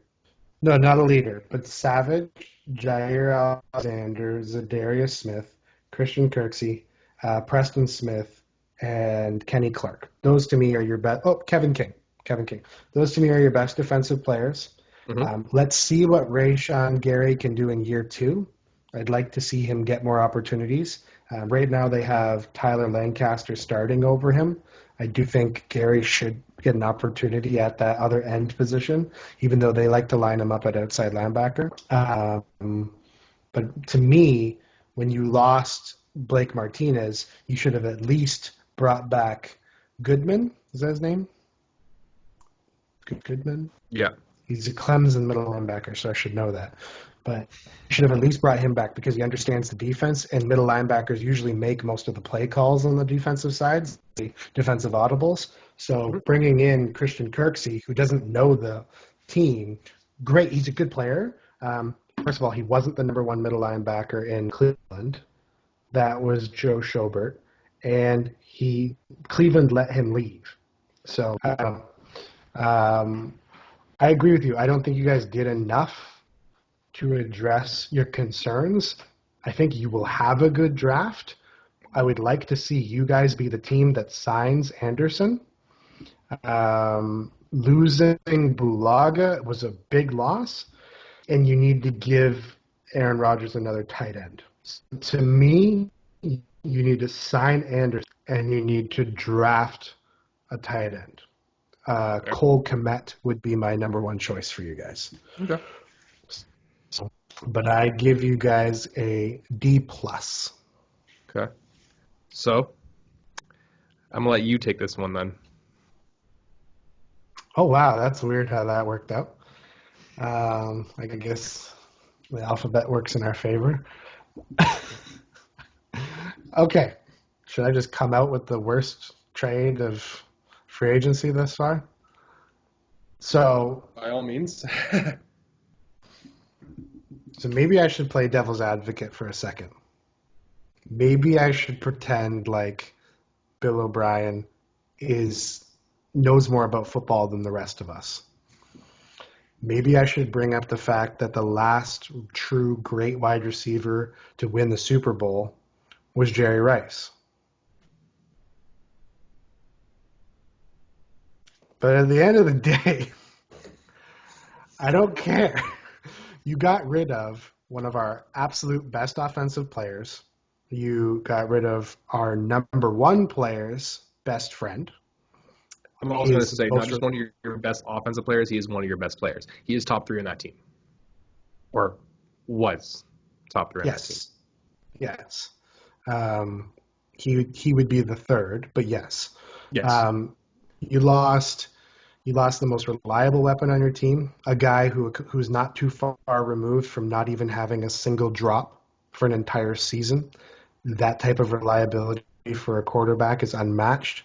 You lost the Clemson connection. Chemistry from day one. They know exactly what each other needs.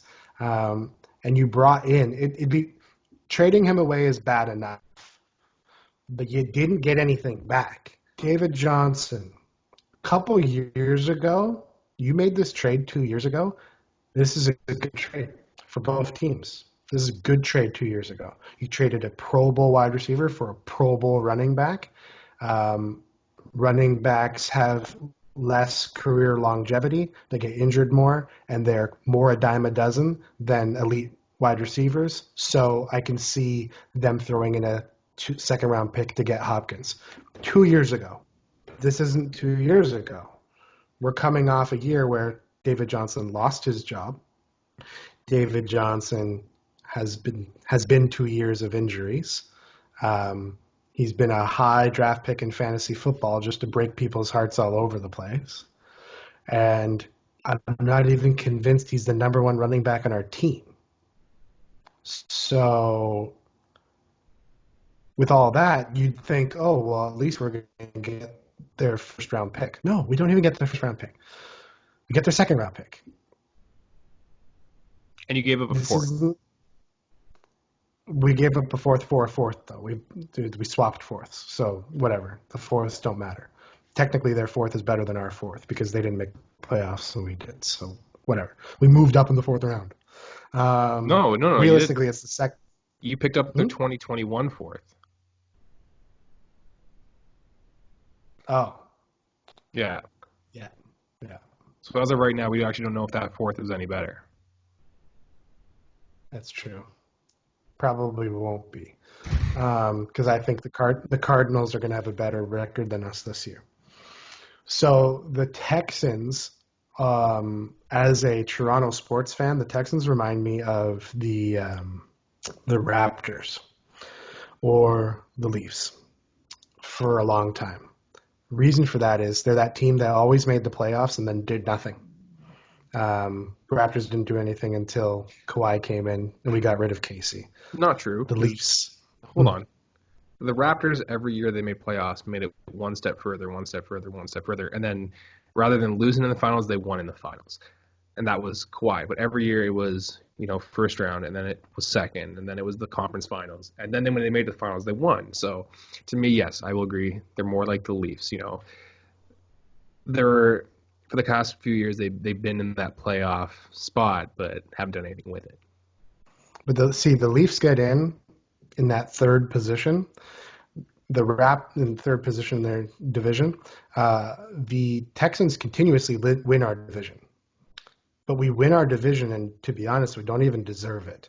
Like, we win things, I'm like, I don't even know how we won that game. I don't know why we're still in the playoff hunt. How is this team still winning things when it's so poorly constructed? There are very good players at key positions, but our role-playing cast is non-existent. We don't have a number one corner. We haven't for a long time. We gave this beautiful tribute to Jonathan Joseph because he was a great leader for our team, yada, yada, yada. He should have been our number two corner. He's not a number one corner, and he was our number one for most of his career in Houston.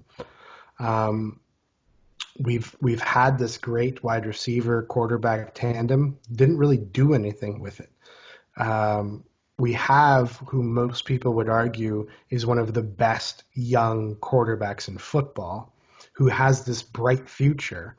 And we say, let's take away your best weapon and piss you off right around. And now you can think about that before your contract negotiation. You just pissed off your franchise. Watt won't be there. Watt's not going to be there when Watson re-ups his contract. So JJ's gone. Hopkins is gone. Watson's pissed. What position are we in as a franchise? Our best signing, you know what our best signing was? Kaimi Fairbairn, our kicker. Because he's one of the most consistent kickers in the league. That's the only good signing we made. Darren Fells had a good year because he's 6'7". That's why he had a good year. He's 6'7". We threw the ball to him in the red zone. David Johnson, no idea what he's going to be, but he's not going to be what DeAndre Hopkins is. A.J. McCarron, good for you. You're an Alabama quarterback. Name one Alabama quarterback that's done anything in football. Only Tua, and he's not even in the league yet. Bradley Roby, we re-upped our third cornerback. Great. Signed him to $12 million per year too. Great. Randall Cobb, great replacement for DeAndre Hopkins. Way to go. We got a slot receiver. Our biggest needs. Oh, wide receivers now at the top of the list. Wonder how that happened. Bill O'Brien, fire yourself. Fire yourself. You're the GM, you're the head coach. Literally call yourself, put it on speakerphone, and fire yourself.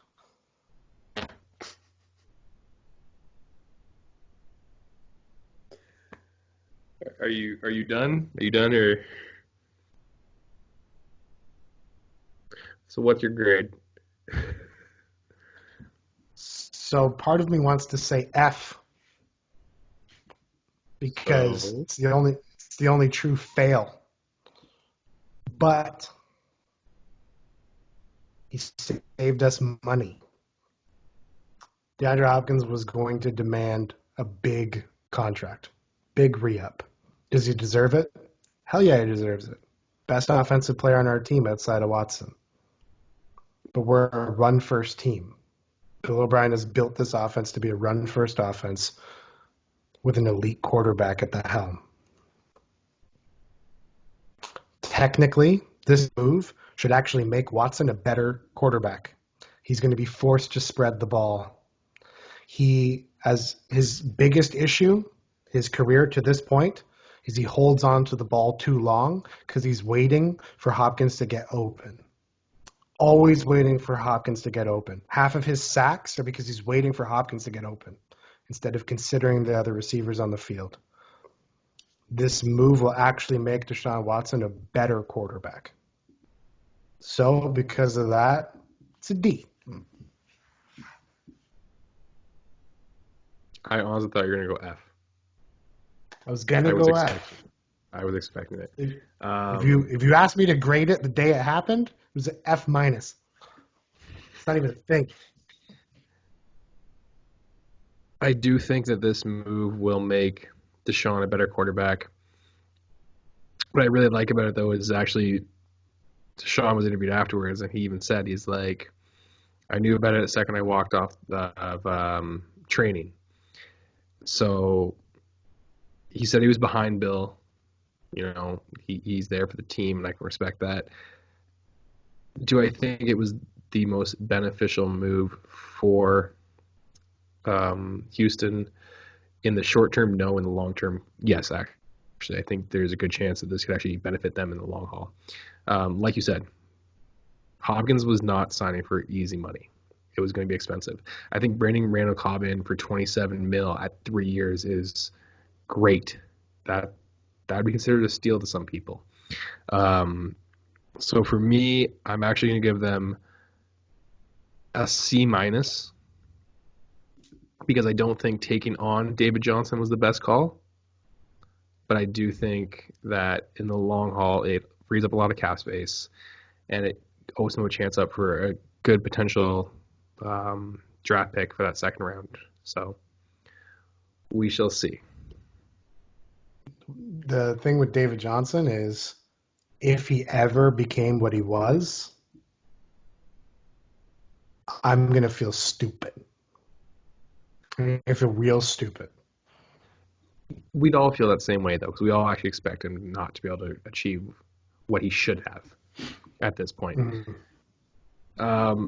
Before we jump into Indianapolis, let's just take a quick little pause moment here. We'll collect ourselves and be right back. Are we back? I think we're back. Are we? We're back. Okay. All right. So we were on to Indianapolis. At this point, we've gotten up to, our two teams. Do you want to just kind of fly through and talk about what we consider some of the bigger picks and just give quick grades? Yeah, and in fairness to our listeners, we're doing this because we spent an hour recording something and then had to redo it. Well, I think that first original recording was actually even longer because we weren't even close to this yet. We were already at an hour and a half. Yeah, we flew through it because we had less to think about. So give me the Colts and Jaguars because this is my division. Okay.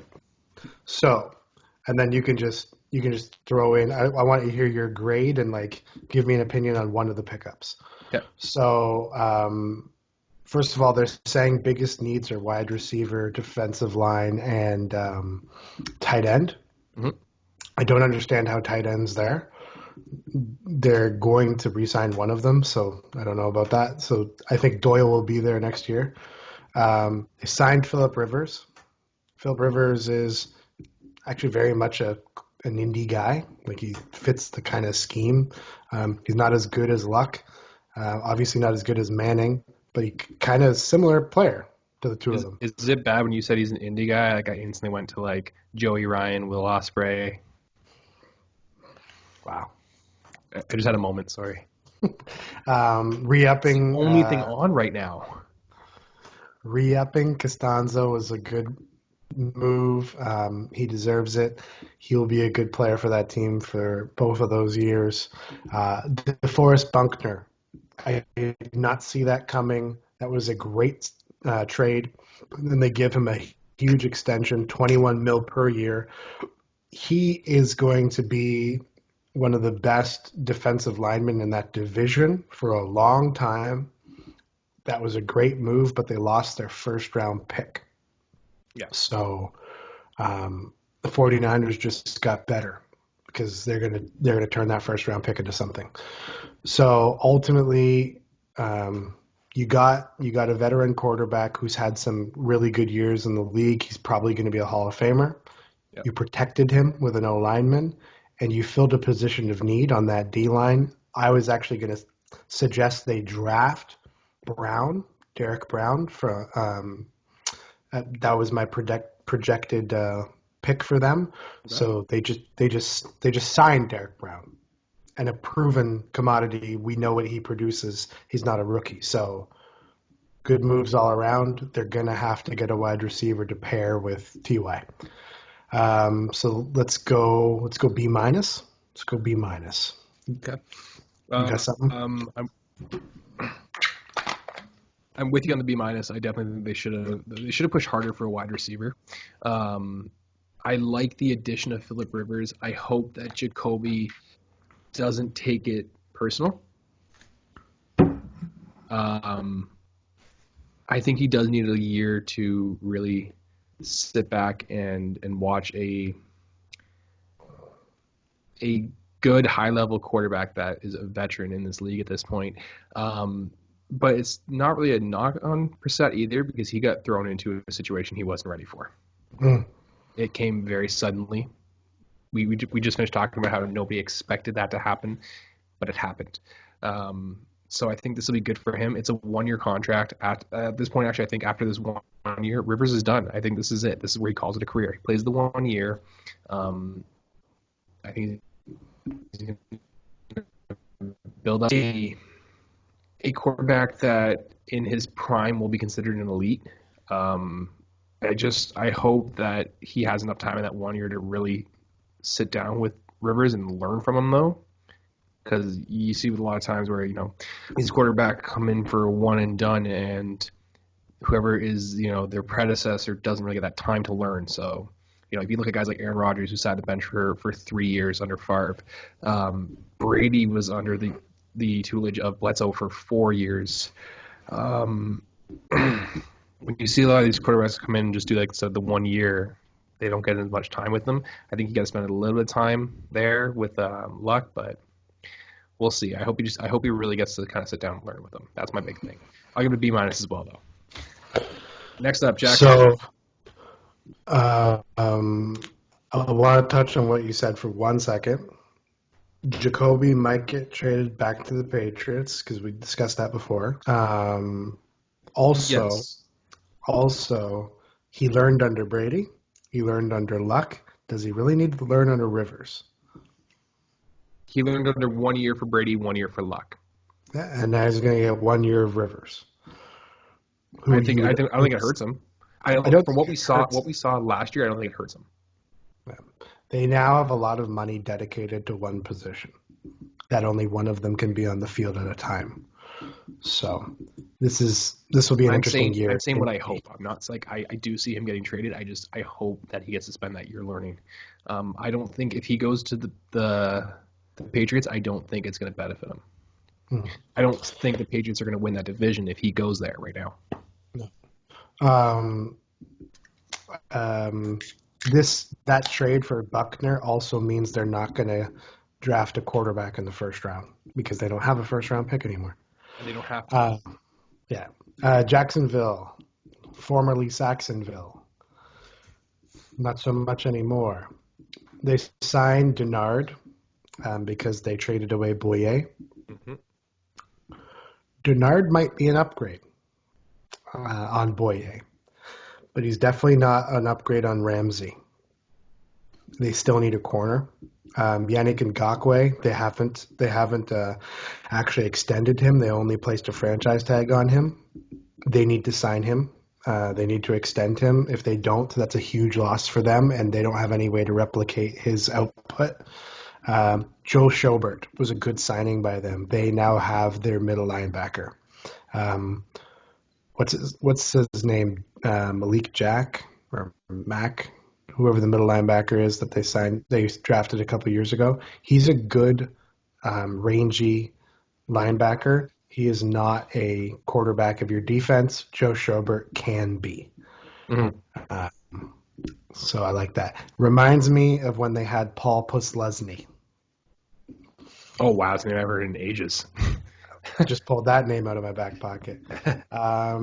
What surprises me when they talk about biggest remaining needs is that quarterback's not on here. That's exactly what I was going to say. Gardner Minshew was a great story. I don't know if he proved he's a true NFL starting quarterback.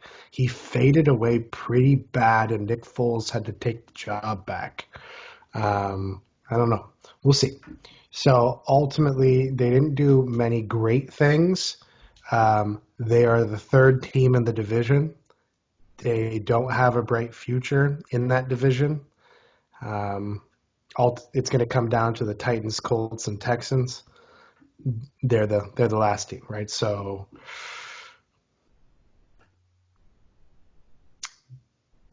D plus, no, C minus, C minus.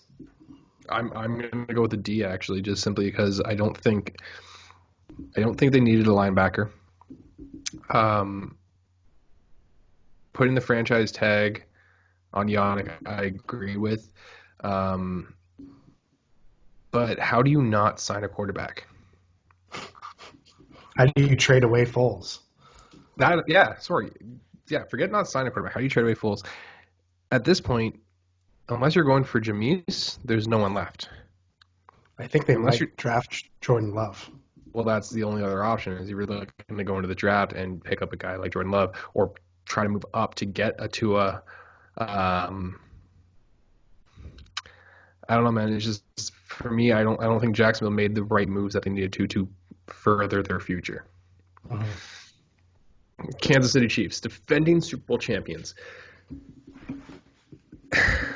Okay, so they placed the franchise tag on Chris Jones. Good call. Picking up Damian Williams, it doesn't really matter. Like, is it really that big of a pickup? No. Did Kansas City need to do anything? No. They didn't really lose anybody. Did they? No, they didn't cut anybody. They lost somebody. They didn't cut anybody. They lost somebody. Free agency. Who did they lose? Their number one corner, Kendall Fuller, is gone. That's right. They already had bad pass defense. They lost their number one corner. I forgot about that. So to me, that's a big loss. That is. Damn, how did I forget about Kendall Fuller going? Okay, so then you know what? They should have picked up a corner. There's still a couple out there that are still available, so we'll see what happens. That actually changes my pick now. So I think for me right now, they were going to be at a C. I'll give them a C minus now. Yeah, they're the team that's going to trade for Slay. Now that I think about it, they need another linebacker according to this. I don't actually think that's high on their position of need. They need pass defense. Chris Jones needs a massive extension. Chris Jones won them the Super Bowl. Chris Jones, I will say, will get his max contract out of this. He deserves to be the second highest paid defensive lineman in football. The only guy better than him is Aaron Donald. Come on, people. Damian Williams, whatever. It was a smart move. $2.3 million? Sure.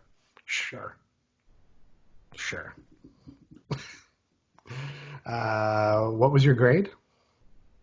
C minus. C minus. I actually give them a C because I think they will sign Chris Jones. The tag to me means they're going to sign him, but they need to address pass defense. Okay.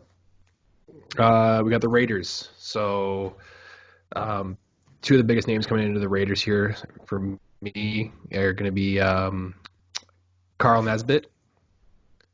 3-year deal, $25 million. I like it.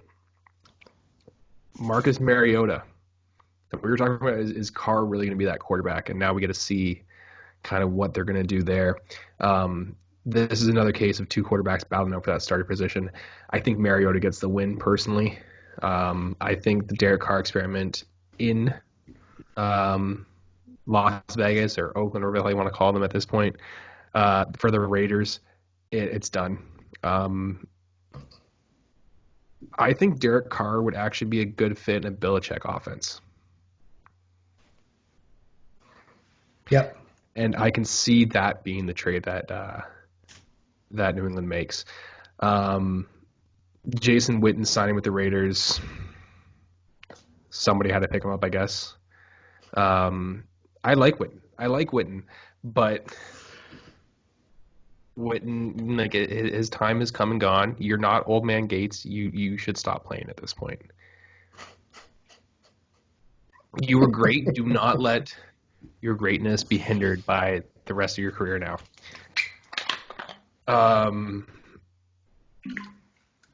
Jason Witten is a lesser degree of Michael Jordan. When Michael Jordan left the NBA to go be a baseball player, Jason Witten left the NFL to be an analyst, and they both failed miserably. And now you got him coming back and just being shipped around.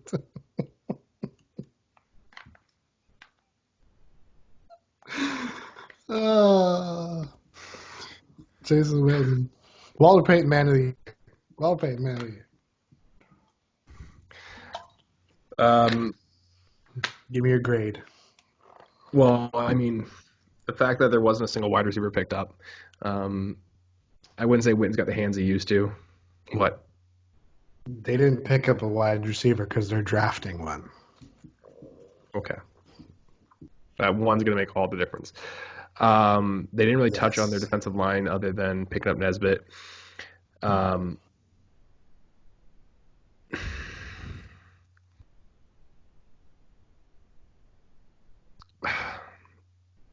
Eli Apple, I'm not too sure how I feel about that one.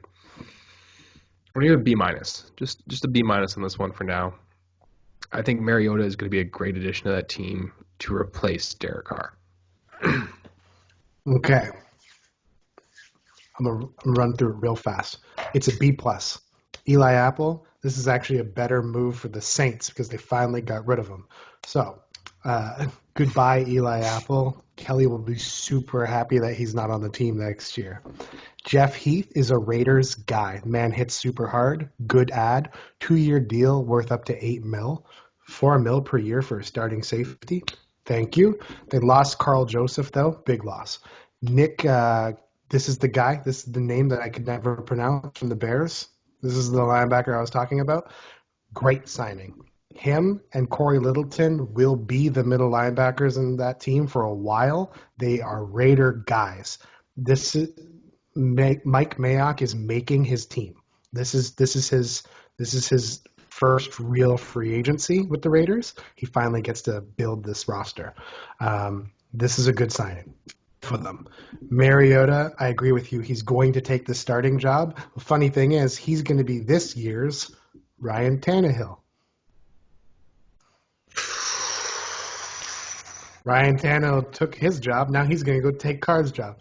I'm quoting you on this one. Carl Nassib, which you called Nesbitt. Carl Nassib. Nazib. He was good for the Browns. He was okay for the Bucks. Outside linebacker that can play D end and linebacker depending on the scheme. He's a good guy for them to have because he understands different defensive schemes, and he'll be able to impart that wisdom on Max Crosby and Ceylon Farrell. Ceylon Farrell, who were the two guys they drafted last year, the two rookie ends that actually started a lot of the season. Very odd to have starting ends that are rookies. So he comes in and coaches them up big time. Witten is there purely to be a locker room guy, I think. It's a culture thing. Darren Waller is the starting tight end of that team, and he's one of the best in the league now. Jason Witten will be there. He will barely touch the field because Foster Moreau, who's their rookie from last year, is going to start over him as well. He's their third tight end on the depth chart. So I don't even what money did he get? Not as much as Romo got. I don't think they've released it yet. No. Okay. Romo got more to be an analyst. That's all I have to say. This is actually one of my favorite teams for what they did during free agency this year, with the exception of one thing. So the Chargers picked up Brian Bulaga, Austin Eckler, Chris Harris, Hunter Henry, Linval Joseph, which I think was an amazing pickup. Super underrated. And Turner. This is a team that it's funny how they picked up all these pieces, but they lost the most crucial piece of that team in their quarterback. So what I think now they have to do is they have to trade up in that draft. They have to. I don't want to see Mariota, or not Mariota, I don't want to see Jameis for the Chargers. I think this would actually been a great place for Brady to go over Tampa Bay. If they can pick up a quarterback in the draft, first round, move up for one, or even pick up Love somehow, I think that this team could actually make a playoff push. They made a lot of great pieces. I'm giving them. I want to give them an A+, but I'm going to give them an A- because they lost their quarterback and didn't replace him. But the draft is still to come. So I've given them an A- as well, because they lost a quarterback, but they did it because they're going to draft one. They made a statement today that Tyrod Taylor is their starting quarterback to start the season. Yes, I saw that. I don't even want to talk about that. Tyrod Taylor should not be starting any position. So Starting water boy. Tyrod Taylor started for the Bills and took them to the playoffs. Tyrod Tayller started for the Browns. Tyrod Taylor has been in the league for quite a while. He understands how to win football games. No, he does not. And there's a quarterback in this draft who made a statement that he wants to sit on the bench behind a guy. And his name's Tua. And that's why I said the draft up. Yeah. So they're going to have to trade up to get him. Or sorry, trade up, not draft up. They're going to have to trade up to get him. If they don't get the Lions pick, which I think is the pick that they'll have to trade up to, if they don't get it, they're going to settle for Jordan Love. That's my opinion on how that's going to go. So you and I are right in line for that draft pick then. Yeah, I don't see Justin Herbert as a good fit for this team. Exactly. I also think he has more to learn about pro-style offenses in the NFL. He is more of a project to me than Love and Tua. I think Herbert goes to Miami still. Yes. Yeah. Or Tua will. Brian Bulaga, like you said, good ad. So they traded a tackle for a guard, and then they signed a tackle.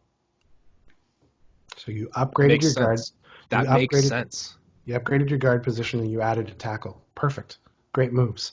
Austin Eckler was a better running back than Melvin Gordon last year. Some people would say because Melvin Gordon came back off of holding out and was rusty.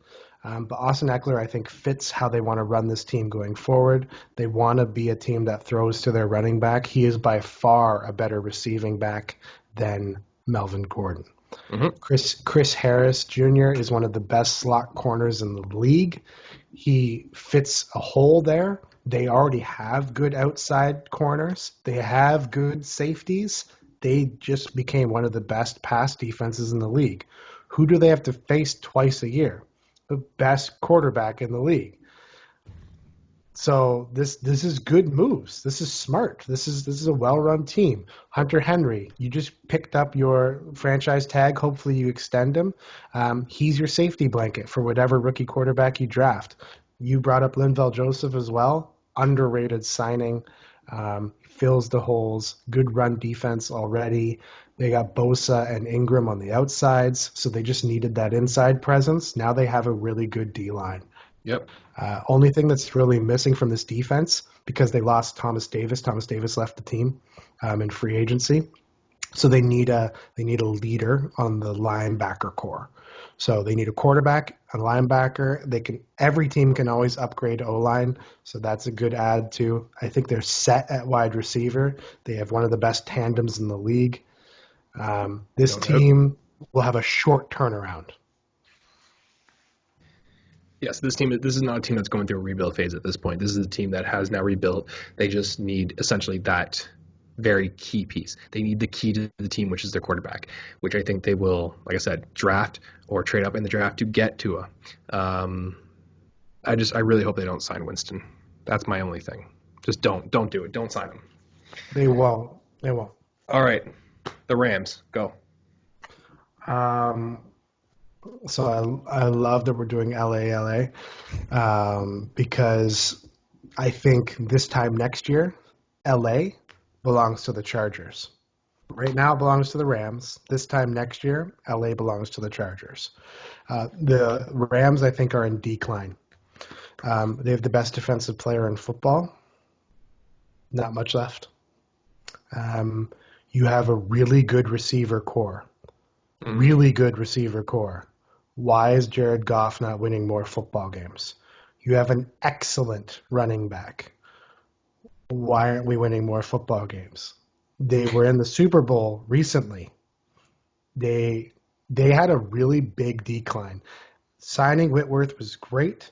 Bringing in Floyd is a good add, but I don't think he's as impactful as Fowler. He's a good rangy linebacker, so he'll be good in pass coverage, where Fowler was never really a pass coverage guy. Austin Blythe, I honestly don't know too much about him, but he's getting a new deal with the team. The massive upgrade needed at linebacker. They lost Littleton, and Littleton wasn't that great for them anyways. Littleton will be good in the Raiders as the number 2 guy, but you just lost your guy who wasn't even that great. So This is a concern for me, middle linebacker. Blythe is a guy that can play both guard and tackle at a good professional level. He's a good filler spot, really. That's the way I look at him. Is you can fill him into that. If your tackle goes down, you put him in. If your guard goes down, you can put him in. He's a good place to have there for a substitute. I wouldn't call him a starter necessarily. Every team needs. But I think you hit the nail right in the head. They lose Fowler and they don't actually replace him. And that was a big piece they need to do. At the end of the day, you said it, every team needs a better offensive line. Why is Goff not winning more games? Because his offensive line isn't the greatest.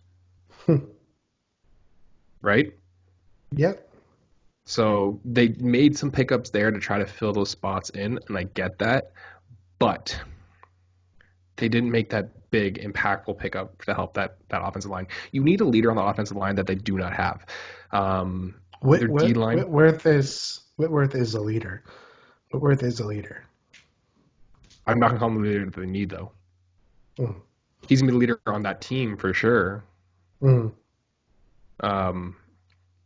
mean, there's a reason why they fell off so hard, right? Yeah. And he was there last year. So for me, it's a C minus. Actually, no, it's a D plus. It's a D plus. Yeah. I like Leonard Floyd. Yeah, I like Leonard Floyd, but losing Fowler and not really replacing him in that spot, not good enough for me. Austin Blythe, like I said, he's a good substitute player, and Whitworth is not exactly the leader that they need at this point. And how do you not fill him out? Just so you know, they have Blythe. They have Blythe listed as the starting right guard. I'm sorry, he's listed as a starting right guard now? Yeah. Oh boy. And if you look at their inside linebacker position in their depth chart, it's empty. Great job, Rams. Yeah. How much longer is Clay Matthews going to contribute? So yeah, they need linebacker help big time. Big time. Clay Matthews has had a fall from grace, unfortunately.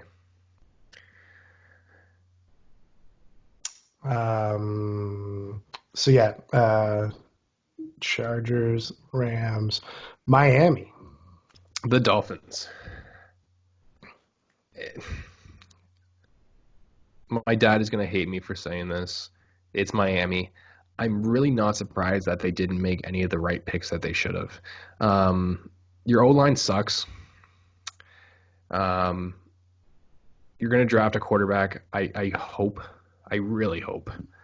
Um, but like, how do you not pick up a running back? Like, how do you not try to like?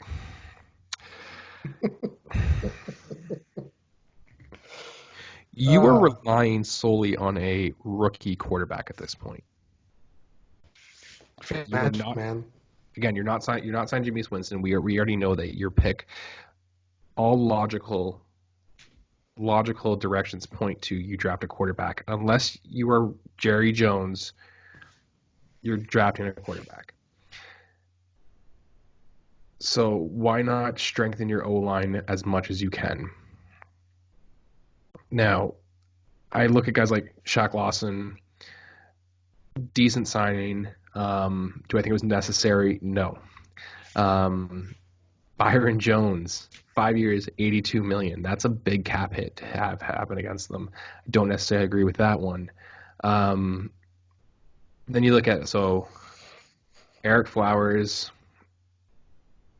I'm not mad about that pick. Uh, Ted Karras, I offhand can't even think of who the hell he is. Kyle Van Noy, don't know why they put that much money into him. 51 million over 4 years doesn't make sense to me. When you are relying on a rookie quarterback, you build your offense around that. So with that being said, I'm giving them a D because they did not do that at all. Now they could go completely off the cuff and not draft a quarterback for all we know. And if that's the case, cool. But as of right now, you're drafting a quarterback. You didn't do anything to protect your quarterback. You're getting a D. You're giving the Dolphins a D. This is the first one where you and I differ greatly. I'm giving the Dolphins a B plus. I think the Dolphins will be the best team in this division in 2 years. In 2 years, they'll be the best team in this division. You have a lot of faith in Herbert then. Yes, I do think it'll be Herbert. I do think Herbert will be their quarterback. They signed Eric Flowers. Eric Flowers is a good O lineman. Mm-hmm. He's been in the league for a while. He will play tackle for them. He is not worth $10 million a year. They signed Ted Karras. Ted Karras was the starting center for the Patriots this past year. He was very good in that. He will be their starting center in Miami. That's why I don't He's remember going him to because he lead wasn't that that O good this year. line. He's going to do a very good job. He's going to help protect that quarterback. Yes, he was. Yes, he was. He did a great job because he wasn't even a center Tom at the Brady beginning has of the year. faced He went more from guard pressure. to center. From the outside, not from the inside. Yeah.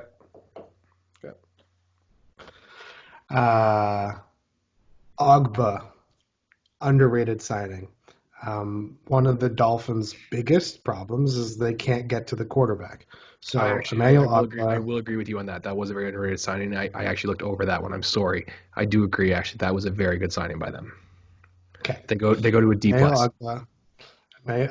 Emmanuel Ogba's a good signing. I skipped over someone intentionally because I'm going to end with him. Shaq Lawson. Shaq Lawson is a Clemson boy, so I have a special spot in my heart for him. The Bills should have never let him leave. He will be one of the defensive leaders on this team. He is a very good pass rusher. You now just teamed Lawson with Wilkins.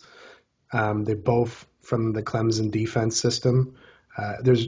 Clemson has been to the national championship so much recently because of their defense, actually, not necessarily their offensive play.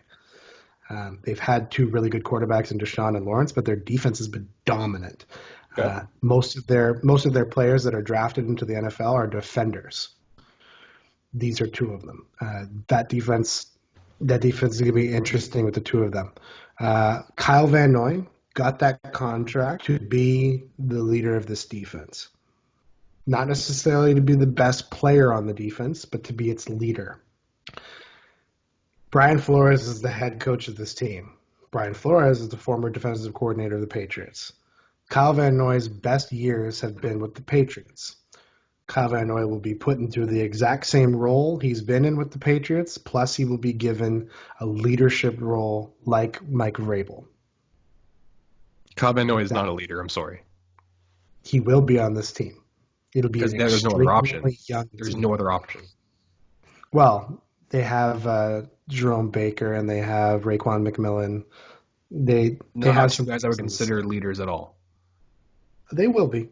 They will be. They'll be. They're not, though. They're not right now. We're talking about today, Josh. And then the big signing that broke the bank, they made him the highest paid corner in the league, Byron Jones. Yes, when you got 100%. When you got money, you spend money. They had the most cap in the league too.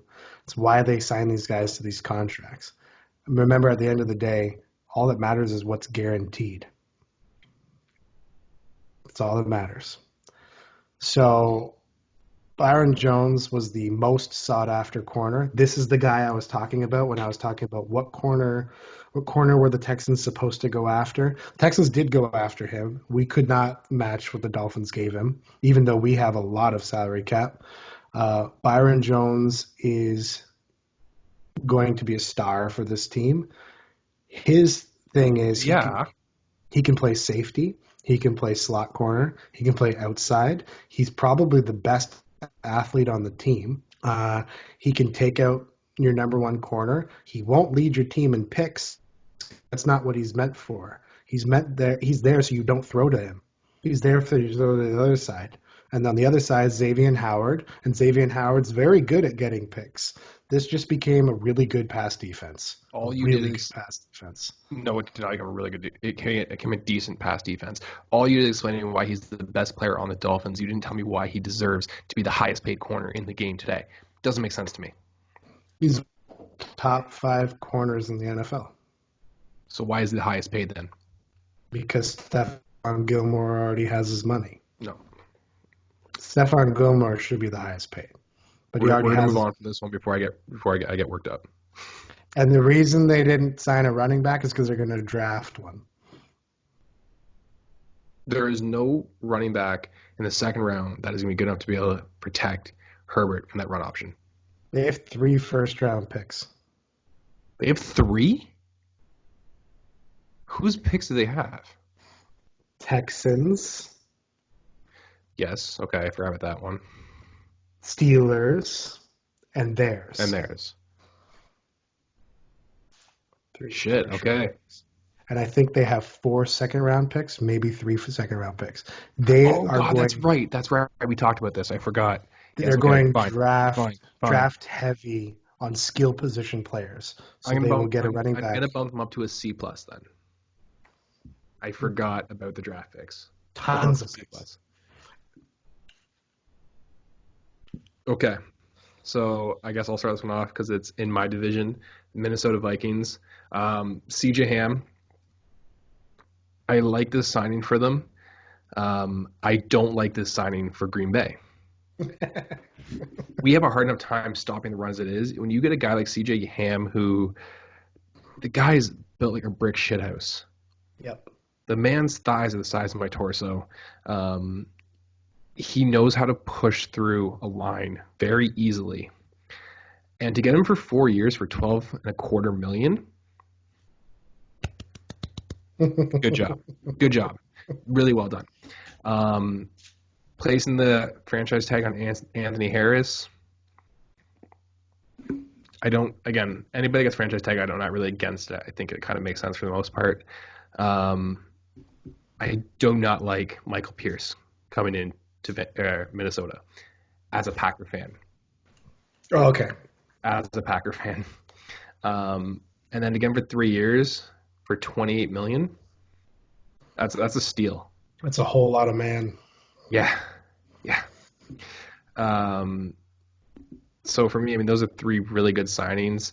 Um, losing Diggs, losing Diggs puts essentially Thielen as your main threat or your only threat. Um, so I do think that they definitely could have went with signing another wide receiver at this point. Maybe try to somehow get your way into that Hopkins trade if they knew Hopkins was available.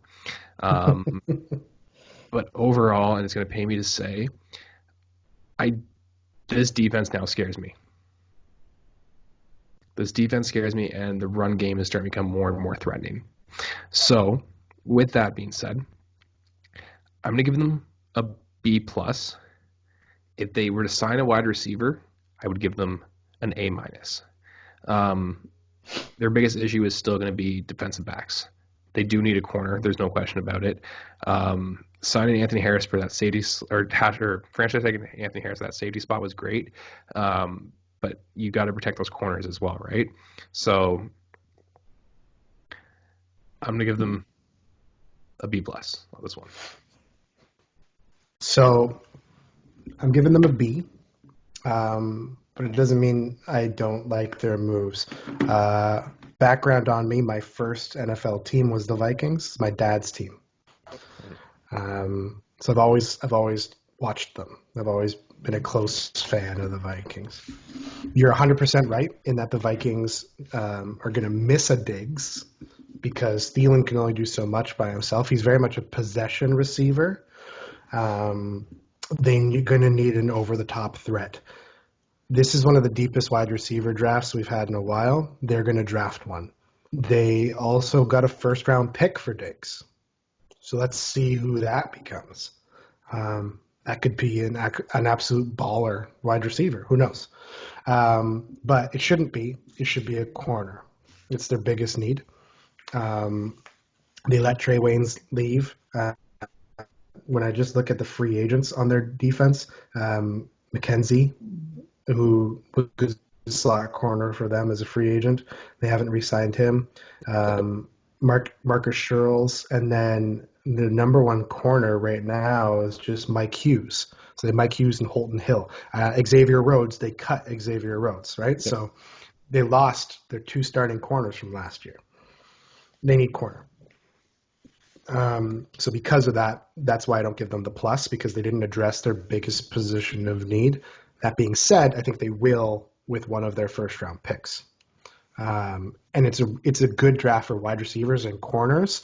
So if you're going to cut wide receiver, or if you're going to trade a wide receiver and cut corners, this is the year to do it. True. Right? You're about to get cheap replacements. Anthony Harris is going to get an extension, not just the tag. He will get extended. He posted on social media how happy he was to be tagged. Not many people do that. Not many guys are happy to be tagged. It's actually great for players, though, because it puts them closer and closer to getting that max contract, right? Right, but this isn't like the NBA where there's maxes and super maxes, right? Every year the salary cap changes and we determine a different max. This is, and it's also position-based league. People get paid based off their position, not based off contribution. So it's interesting. CJ Ham's a super underrated fullback. I completely agree with you. That was a steal pickup. Eric Wilson, he understands the defense. He, I believe, is also a UCLA, might be also a UCLA linebacker, which so is Kendricks and so is Anthony Barr. Have that chemistry together. Pretty sure. Can't be 100%. They need another one. They need another linebacker. They can grab that guy later on in the draft. You are 100% right about Pierce. But, yeah, I give them a B. For me, Pierce was actually just to replace Joseph. Yes. Joseph was really he was a salary dump. They put themselves into a salary cap nightmare. And unfortunately, he had to go to make that salary cap nightmare much easier to deal with. But I do think that Michael Pierce is a good replacement for that. Yeah, he's a run stopper too. Yeah. And Aaron Jones did a lot of damage last year, so they need a run stopper. Yeah. How do you feel about them re-signing Kirk Cousins for 2 years, or for a 2-year extension? Sorry. What's the contract? Do you know? I don't think it's been released yet, actually. Okay.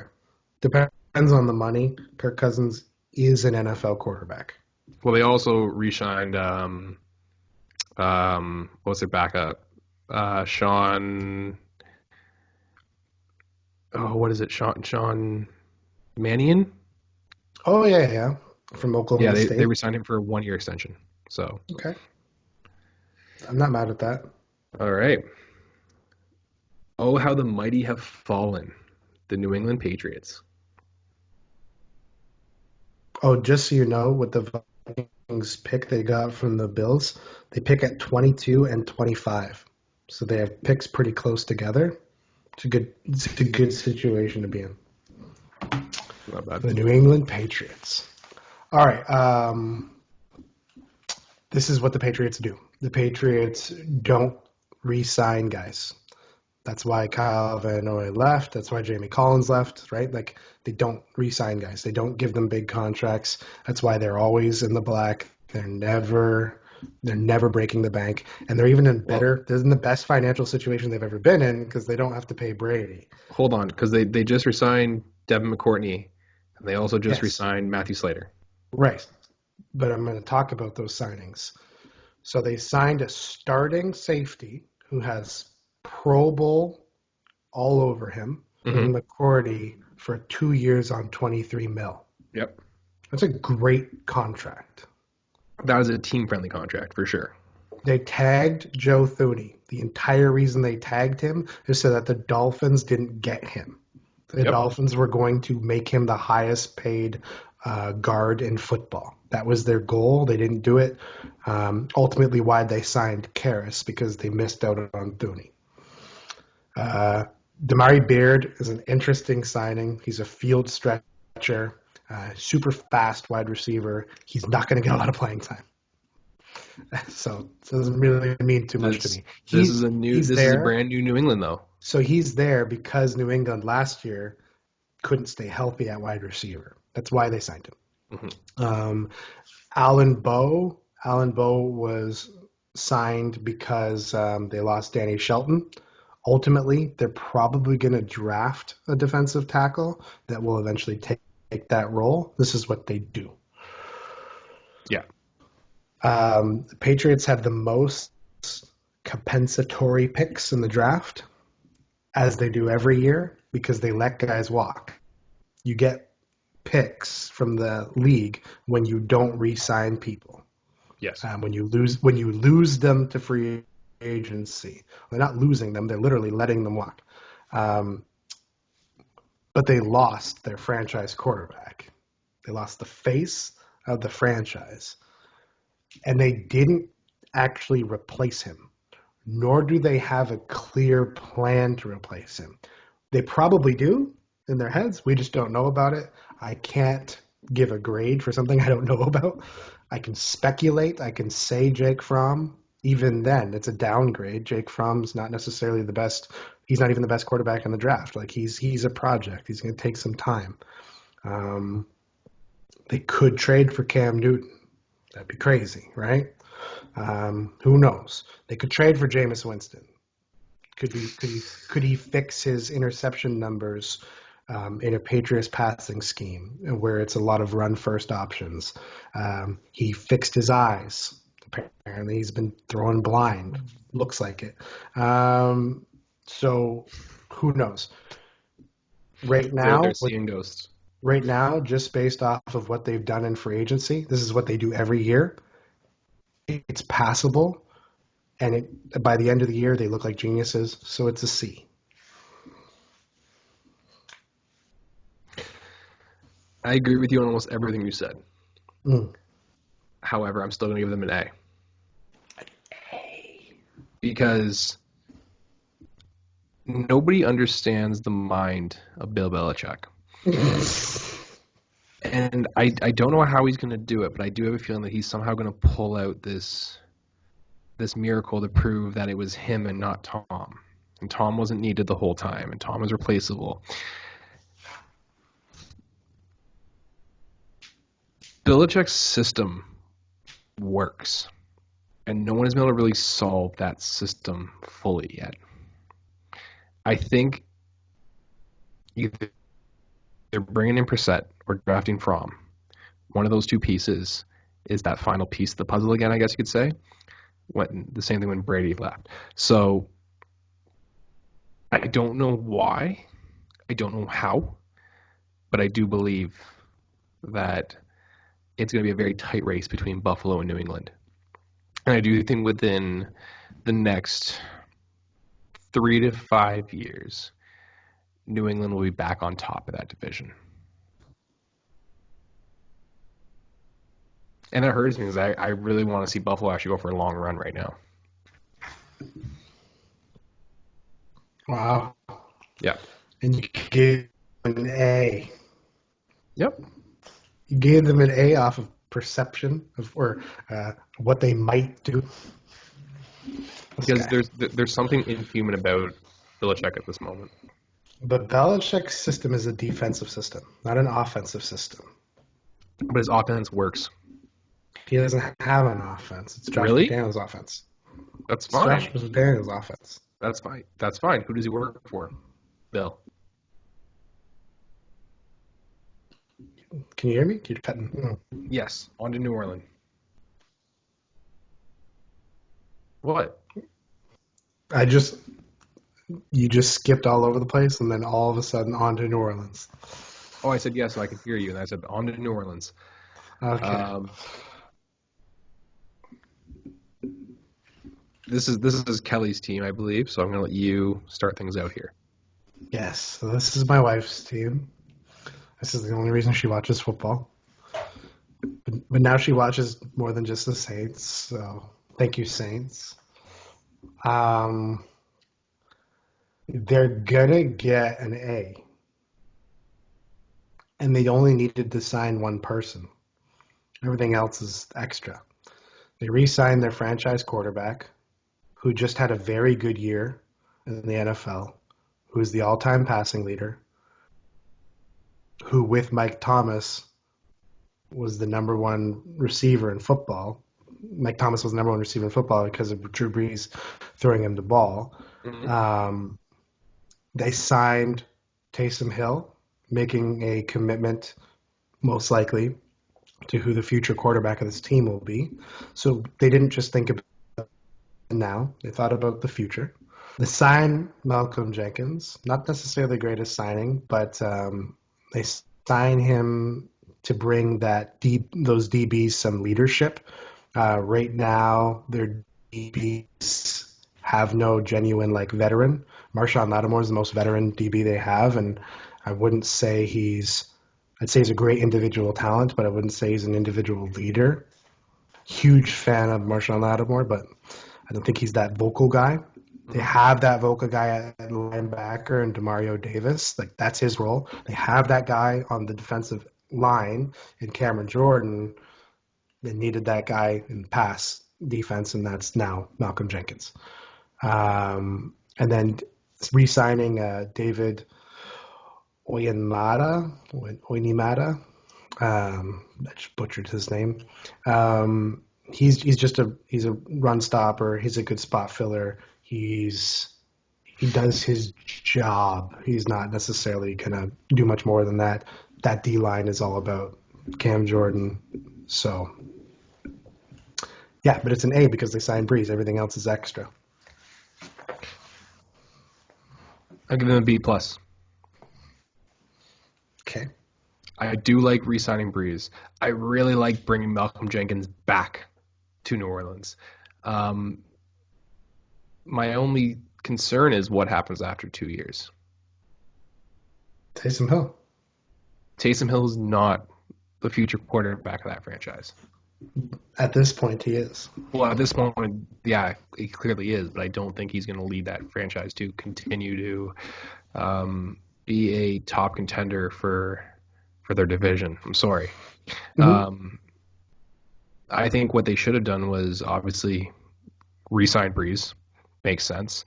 And you draft a quarterback this year or you sign somebody this year. But Taysom Hill is not that guy. I don't feel like Taysom Hill is that quarterback. So for that, I gave him a B plus. There's still a lot of time left for them to be able to kind of realize that and bring somebody else in. But as of right now, had it been anybody else, I would probably give him like an A plus, to be honest. Mm. Because I really like Malcolm Jenkins coming back. Their biggest need in the draft is wide receiver. This is a great draft for that to be your biggest need.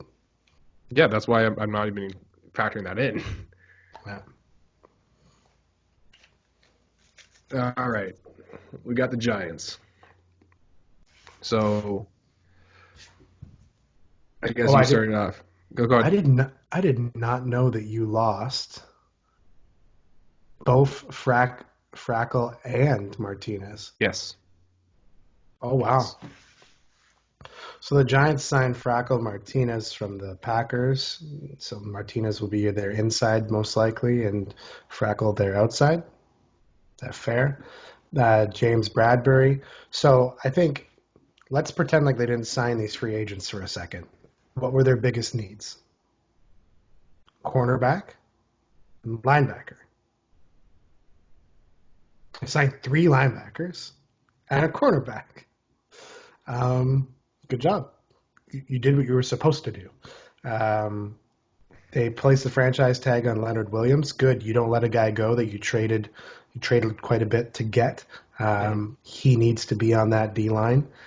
And in a perfect world, they would somehow get Chase Young because he fills in the Osi Umenyiora, Justin Tuck, and Michael Strahan role. They're not going to get him, so they need Leonard Williams because they need a D-line presence. Those linebacker signings are great signings. David Mayo was a good linebacker for them last year. That's why he got re-signed. But then you bring in the talent of Frackle and Martinez. I like those signings. Tolilo, I think he last played for the Falcons. He's a good blocking tight end that has the ability to catch. That's a good guy to have behind Evan Ingram. James Bradbury will be their number 1 corner most likely, but they drafted 2 last year. So my big needs for them are edge rusher, O-line. They got to keep Daniel Jones healthy, and they got to get to the other quarterbacks. The positive for them is this is a pretty weak division. Right now it's only the Cowboys. We have no idea what the Eagles are because they're so inconsistent. The Redskins are quite a ways away from competing. Mm-hmm. So the Giants, it wouldn't take much for them to make a leap and become a contender. I think that Daniel Jones needs a number 1 receiver. That's a big thing missing for me personally. But he has the best weapon in the division in Saquon Barkley. So it's a minus. So I actually hate how little they got Bradbury, Kyler, and Martinez, and even Mayo for. Mm-hmm. Even Levine, I mean, like 6.2 over 2 years, that's pretty good. This is a team that they bought low, but they picked some good players to buy low for. I agree that they should have picked up a receiver. Right now, their only offensive threat is Saquon.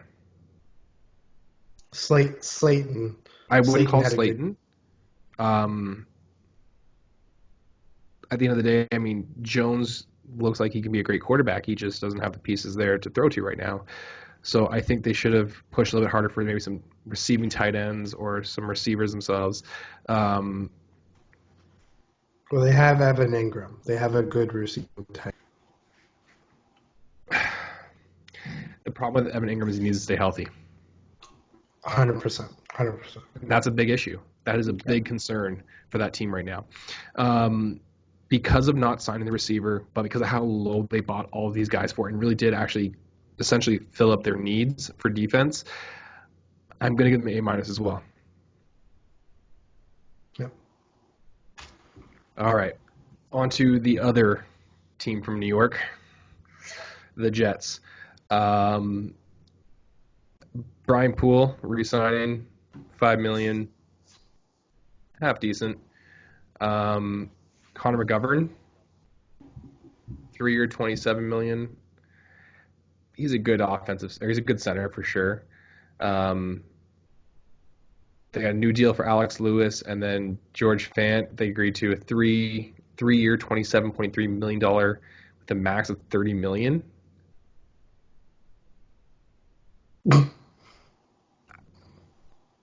Why? Explain that one to me. Explain to me how he's been making $10 million a year. Because he's a starting tackle. Okay. He's gonna be a starting He's a tackle. starting tackle in what I actually consider the worst team in the league. And yes, I do include that over Cincinnati and Miami. The O-line as a whole for the Jets sucks so bad. Mm-hmm. I could, like, in school we didn't get Fs, we got Rs. And I'm going to say that they're getting an R for really, really, really stupid. How do you not make any attempt to sign any big name players to really build your offense, to give Sam some weapons to throw to? The Jets are a failure. They will continue to fail. They'll be the worst team in the division, and I will say they will get the first overall pick next year because they're going to be the worst team in the league.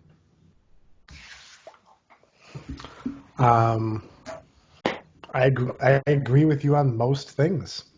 The Jets are definitely one of the worst, if not the worst teams in the league. I just thought about it. This is also a potential destination for Cam Newton. Sam He doesn't want his career to Darnold die, so I'm going to say no. Sam Darnold doesn't show me enough. Too inconsistent. He played for USC, which doesn't mean much to me. Like USC quarterbacks, they play in a pro style offense, but they play in a pass friendly division. Brian Poole re-signing, sure. Connor McGovern, he's from the Broncos. It's a good signing, but not great. Alex Lewis is a depth lineman. George Fant, he only started 7 games last year for the Seahawks. I don't know how he's getting starting money now, but he's supposed to be their starting tackle. Apparently, they're very happy with him because it's the Jets. Because the Jets. Ultimately, it's looking like you're going to lose your number one receiver for nothing. You're going to lose Robbie Anderson to free agency. Don't know how that happens when you have a young quarterback. Because it's the Jets. What are you watching, honey? The goddamn Jets. Yeah, they get a D minus. Get a D minus. How appropriate is it that we're talking about the Jets right now and how horrible they're doing when there is a no flight restriction in the world right now? Yeah, the Jets are grounded. Fuck me. They're horrible. Let's fly through this one. The Eagles, we have no idea what that team really is. They do have a quarterback. Carson Wentz can be great. He needs a number one receiver. He needs a receiver that can hold on to the goddamn football to stay healthy. Yeah, but he also needs him to stay healthy. Javon Hargrave was a good signing. He's a run stopper. Nothing more. Correct. Nate's okay, sure. Jalen Mills, they have him listed here as a safety. Okay. I thought he was a corner. That's what he was for most of his career. I guess they've now transitioned him to safety. Now. Nothing makes sense anymore. You lost Malcolm Jenkins. Your DBs weren't good to begin with. They desperately need a corner. I'm surprised they have wide receiver as their number one need. I understand that it's a big need, but to me, their biggest need is corner. They need somebody that can stop the pass. Amari Cooper is going to torch this team. Going to torch this. So to me, it's the Cowboys and Giants that are going to fight for this division for the next little while, unless Philly can figure something out. Well, they have a lot to figure out. Philly gets a C minus. Philly gets a D plus. That's better. I'll give them a D plus as well for the exact same reasons you are.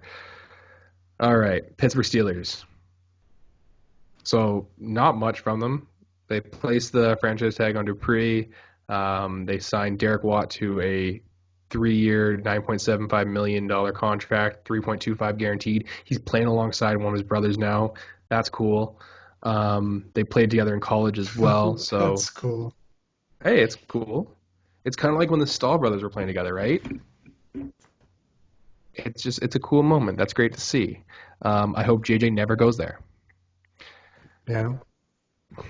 Yeah, JJ needs to retire Texan. He's the governor of Houston.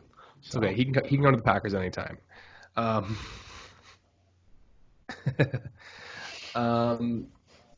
For a team that can't seem to get their quarterback situation under control, with Ben coming to the end of his career and prone to injury at this point, I'd say I'm a little surprised. I love Duck, you know that, but I'm actually kind of surprised that they didn't make a push for anybody. Duck. Their offensive line. Quack. Their offensive line is, I'd say, probably one. It's interesting that's their biggest need. It's not, because when you watch that offensive line literally crumble during plays, how do you not address that full force? That is their big. I can live with it, the fact being that they're not addressing the defensive issue. You have, I'm pretty sure, the highest rated quarterback sack percentage for a team last year. And not by a small percentage either. The Steelers' offensive line is dookie. They are poop. They need to address that, and how do you not address that during the free agency this year? Because of that, I'm giving them a D. Weren't very active, and they didn't address their biggest need, which is a need all across from end to end. Okay. So I wanted to pull up something for you. Okay. So do we trust Pro Football Focus? Most people do. Most people quote Pro Football Focus when they give their analysts. Yeah. Do you know where Pro Football Focus ranked the Steelers O-line last year? I'm going to say something stupid like 16th. 9th. They're a top 10 O-line. They have Pro Bowlers. They have Pro Bowlers all over. Pro Bowlers. Villanueva, DeCastro, Pouncey. They have Pro Bowlers that could not protect their quarterback at all season. There is a reason why your quarterback got hit in the head with a helmet.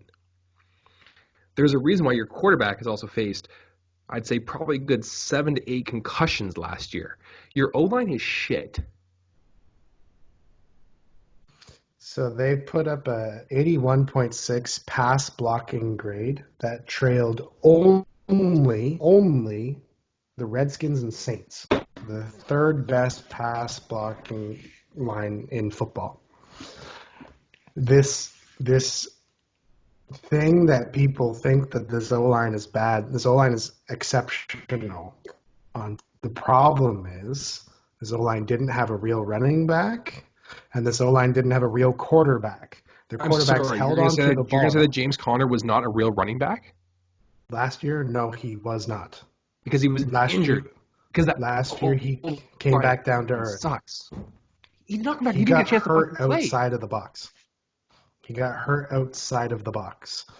Jalen Samuels was their number one back for most of the year. He is a receiving back. He cannot run between the tackles. He can't read blocks, actually. And then they had two very bad quarterbacks under center that held onto the ball far too long. Shut your fucking mouth. And you do not talk shit about Duck. The only time they really looked bad was against the Ravens and the Browns. So against Judon, V.D. and the Browns with Myles Garrett. Otherwise, they were a great O-line. They just weren't as good as they usually are. They have three guys who might be considered the best at their position on the O-line. The only O-line that has more superstars than Madden is the Eagles. It's the only one. So this fact that they may need O-line, sure, go get them an O-lineman, but it is not their number one need. It's not their number one need at all. It's not even tight end. It's not even D-line. The number one need is pass coverage. And number one need is getting to the quarterback outside of just TJ Watt. Because right now it's only TJ Watt that can get to the QB.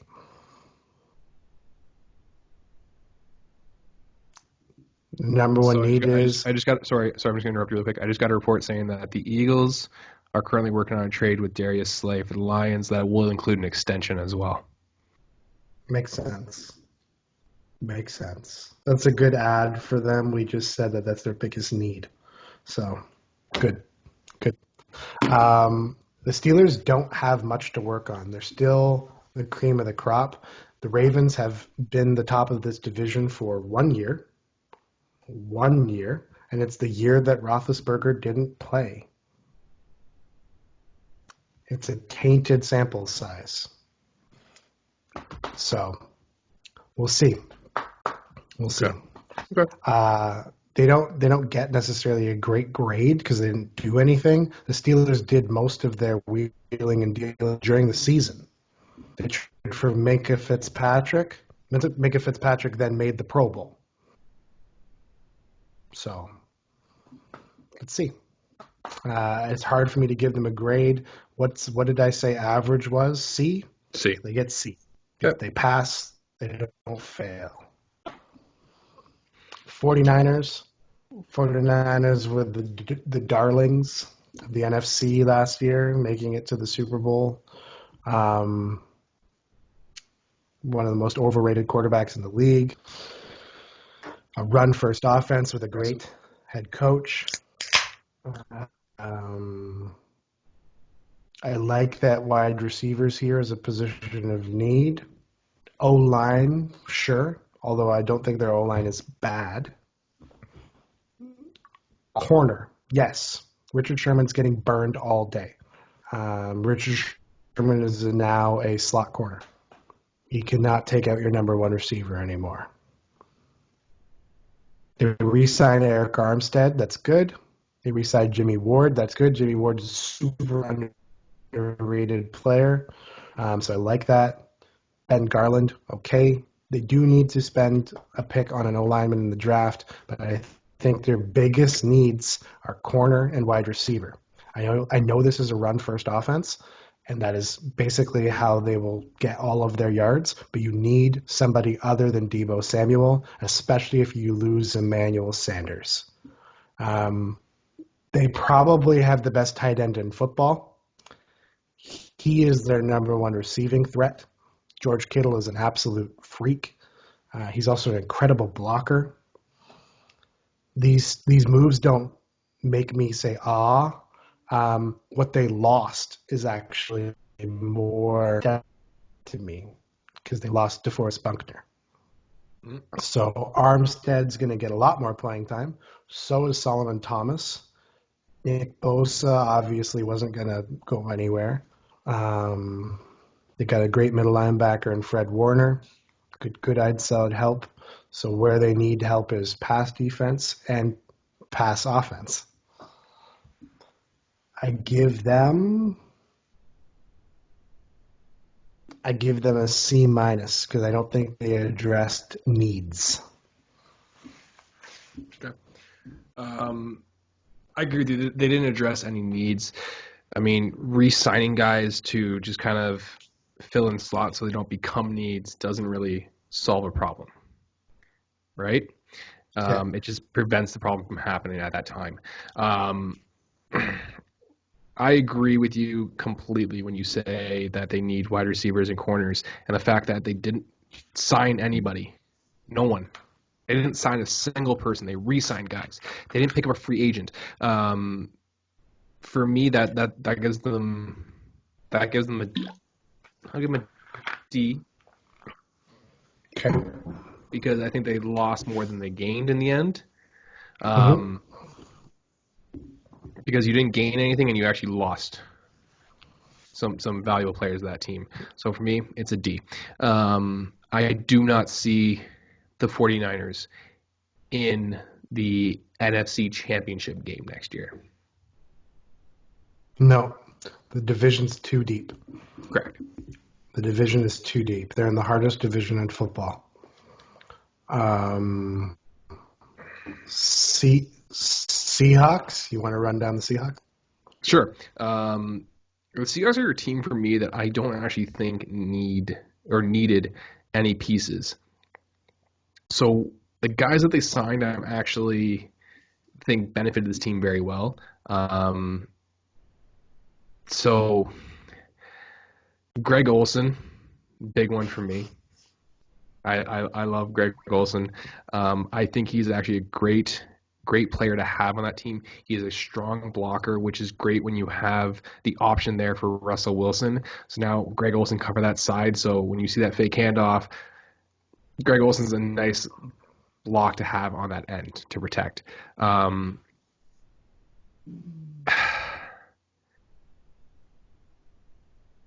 Bruce Irvin would be a great signing. He's expected to sign. It hasn't been confirmed yet, unfortunately. Jaron Reed re-signing. Can't go wrong with that. I do think that was a little steep at 2 years for $23 million. That's just my opinion. I think the steal is BJ. Okay. At 2 years at $8 million, the guy's $4 million for an offensive lineman of his caliber.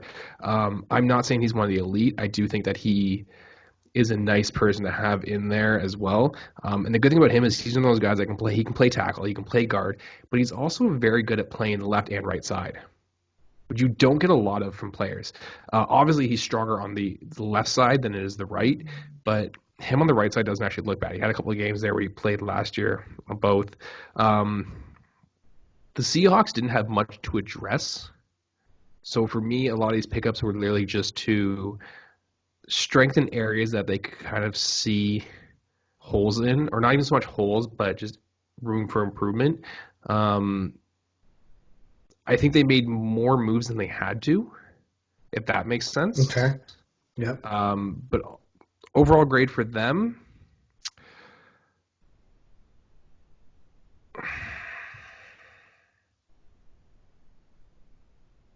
I think I'm going to give them. I think I'm going to give them a B plus. They also re-signed Luke Wilson. Not mad about that. This is a team that I do very much see in the NFC Championship next year. So the Seahawks have a lot of tight ends with that Luke Wilson signing. So they got Greg Wilson, Will Dissly, Jacob Hollister, Swoops, Ed Dixon, and Luke Wilson. Mm-hmm. You should only really have 3 to 4 on your roster. So they're going to have to start trimming some fat. I like the Jaron Reed re-signing. It was necessary because they lost Al Woods. So Poona Ford and Reed are the DTs. Bruce Irvin was needed because the Seahawks did not get to the quarterback last year. Mm-hmm. Bruce Irvin doesn't really get to the quarterback that much either. They desperately need Clowney back. If they don't get Clowney, and I said Clowney doesn't get a lot of sacks. He's not necessarily that guy, but Clowney puts pressure on defenses, and Clowney makes O linemen double team. And if you have to double team Clowney, Irvin might get some free sacks because of it, right? Mm-hmm. So they desperately need him on that team or a guy of that level. When they lost Frank Clark, they lost their biggest sack getter, and they haven't been able to replace him. BJ Finney, I don't know much about BJ Finney. What team was he on last year? Oh my gosh.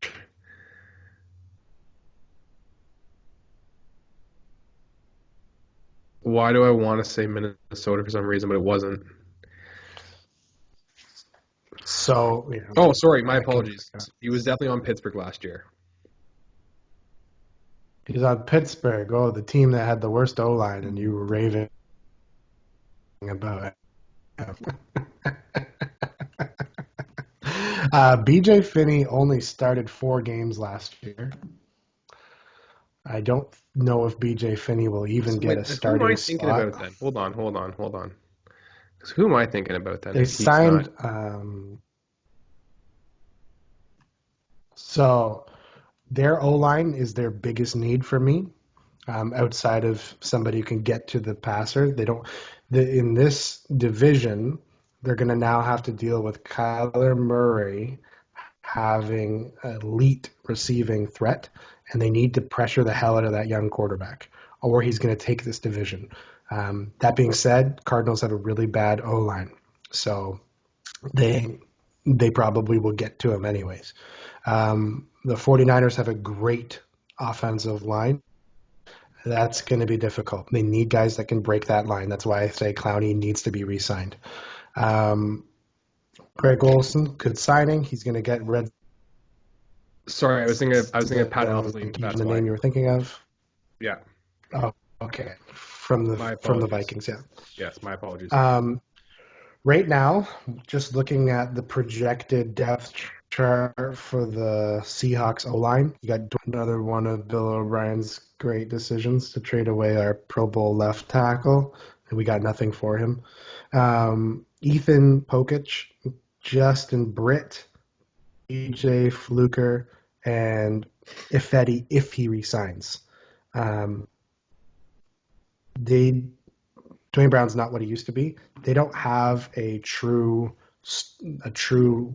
reliable O-lineman at any position.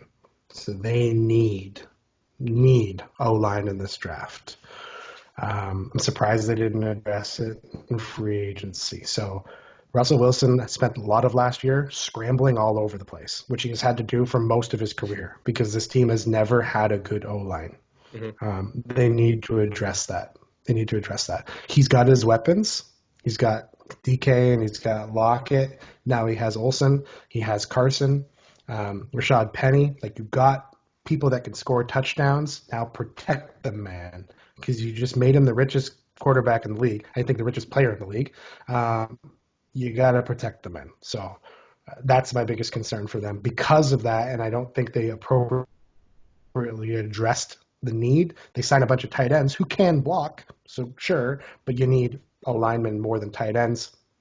For me, they get a D. Okay. All right. So we got 3 left. Next up is, I think, what the one team that everybody is going to have the most eyes on upcoming year. That's the Buccaneers. So we'll just start with it, get it out of the way right off the bat. Tom Brady signs with the Buccaneers. It's believed to be a $30 million per year contract. What nobody knows about, though, is how long is this contract for? So you're saying 2 year? Yeah, they're rumoring 2 years. Ian Rappaport and Adam Schefter have both said 2 years. Oh, So, if Adam says it, I believe it. It's fact. yeah, so if it's 2 at 30 versus Breeze's 2 at 25, they were going to retire in the same year, same division. That's the way it's looking. That's the way that it should be. Um, if Tampa can build a strong offensive line, then I really want to see what is to come of this, because this is going to be the story this year. Is Tom Brady without the New England Patriots and Bill Belichick without Tom Brady, who is going to finish off better? It's because I see people sit there and say, like, they have a picture of New England or of Tampa Bay right now, and it's like it's Brady and Evans, and it's like if you couldn't take us at 7-9, or what was it? If you weren't with us at 7-9, you're not going to with us at 8-8. I think that this team is actually going to do very well. The re-signing of Jason Pierre-Paul, the Thumbless Wonder, I like it. Placing the franchise. Wonder. Well, don't shoot off fireworks. Yeah. He's probably gonna lose the other thumb now that he's signed Brady. He's probably shooting off more fireworks, and then boom, right thumb's gone. Silly. I like the franchise tag on Barrett. What I don't like as of right now is that they haven't focused on the offensive line. But I guess that's because they were focusing so hard on these three signings right here. Again, deciding if they're gonna sign an extension for Barrett or if they're gonna tag him, which they ended up tagging him, to then re-sign Pierre-Paul and sign Brady. So I think between those three picks, they made the right calls. I do think they need to focus on that offensive line a little bit more, though, especially now with Brady back there. This is a guy who, throughout most of his career, has not faced adversity when it comes to playing in the pocket. He's very much a pocket quarterback, always has been. So to also have to change that game around completely, it'll be interesting to see if he can, or it'll be interesting to see if Tampa Bay recognizes that and proceeds to build up that offensive line a little bit stronger. With all that being said, you just signed the biggest quarterback, if not the biggest player, for free agency this year. I'm giving you A minus. If by the end of free agency you can then, or by the beginning of the year, if you can then sign an offensive line, I will give you an A plus. So for me, it's an A. Shaq Barrett led the league in sacks last year. The only reason they tagged him is because they wanted to know how much money Brady was going to be, or if he'd even sign with them. So they didn't know what money they'd have. So that's what I said. That's why they tagged him. I think tagging him was the smartest thing to do. Yeah, they're going to then extend him. He's going to get a nice big extension. Jason Pierre-Paul is a good signing. Letting Carl Nassib walk was also a good signing. There's a couple good linebackers in this draft. There's also some guys still out there that are available for pickup. Do not be surprised if Jadeveon Clowney signs to this team. I didn't even think of that, and that actually makes sense. The other signing this team can make is Melvin Gordon. Lamar Miller, who is no longer in the Houston Texans organization. They can't afford all that, though. They can afford Lamar Miller. Can they afford Clowney and Miller, or Clowney and Gordon at this point? I don't know if they could afford Clowney and Gordon, but I think they could afford Clowney and Miller. There's not a lot of guys on this team making big money. It's true. Well, right? Evans. I think Evans is making some good money now. Mike Evans? Mm-hmm. Yeah, he's making good money, but he's not making elite receiver money. And that's what he is. He's an elite receiver. He is. He's going to be one of the best receivers Brady's thrown to. This is going to be one of the best receiving duos Brady's ever had. Plus, he's going to have O.J. Howard. which is super underrated. Well, he was overrated coming into the season, and he'll be underrated next year. He might actually lead the team in touchdowns. The team needs a receiving running back. The perfect fit actually would have been Austin Eckler, but now he's taken. So now they have to look at the other options. Yeah. Lamar Miller is an option there for me. I think he's affordable, and I think he catches the ball well and runs through the tackles well. You're right. O-line is a concern. But to me, when I look at this team and I look at their projected lines right now, to me, it's their only concern. So if you only have one concern, now obviously O-line, you're supposed to have O-line before you have the quarterback, Yes. or you're supposed to build the O-line with the quarterback. At least they have a little bit of an advantage here. They do have Marpet. Marpet is considered by many to be the best left guard in football, so they do have him. That's good.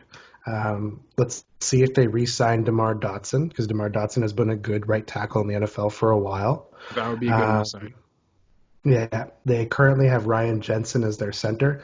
Personally would prefer a better center for Brady, because Brady usually plays really well with intelligent centers that read the defenses with him. That being said, Jensen doesn't have to do that if Brady's center. He doesn't have to think. Just do what I tell you. They need a better left tackle. I would like them to have a better left tackle if I was Tom Brady. That should be their biggest need in the draft. That's what you should go for, is O-line. I think they should spend their first 2 picks on O-line. Okay. I think they can get a outside linebacker or an edge rusher in free agency still, or they could draft one in later rounds. They don't need a world eater because they already have Pierre-Paul, Vita Vea, and Shaq. And they have a great middle linebacking tandem in Devin White and Levante David. So they're not hurting for many positions on the defense. Let's also consider the division they're in. There's only one true sack getter. It's Cam Jordan. There's nobody else scaring Tom Brady. There's nobody pressuring him in that division, really. So we've talked about in the past about the Patriots kind of having an easy division and how Brady always had first-round buys because he swept his division. It won't be that this year.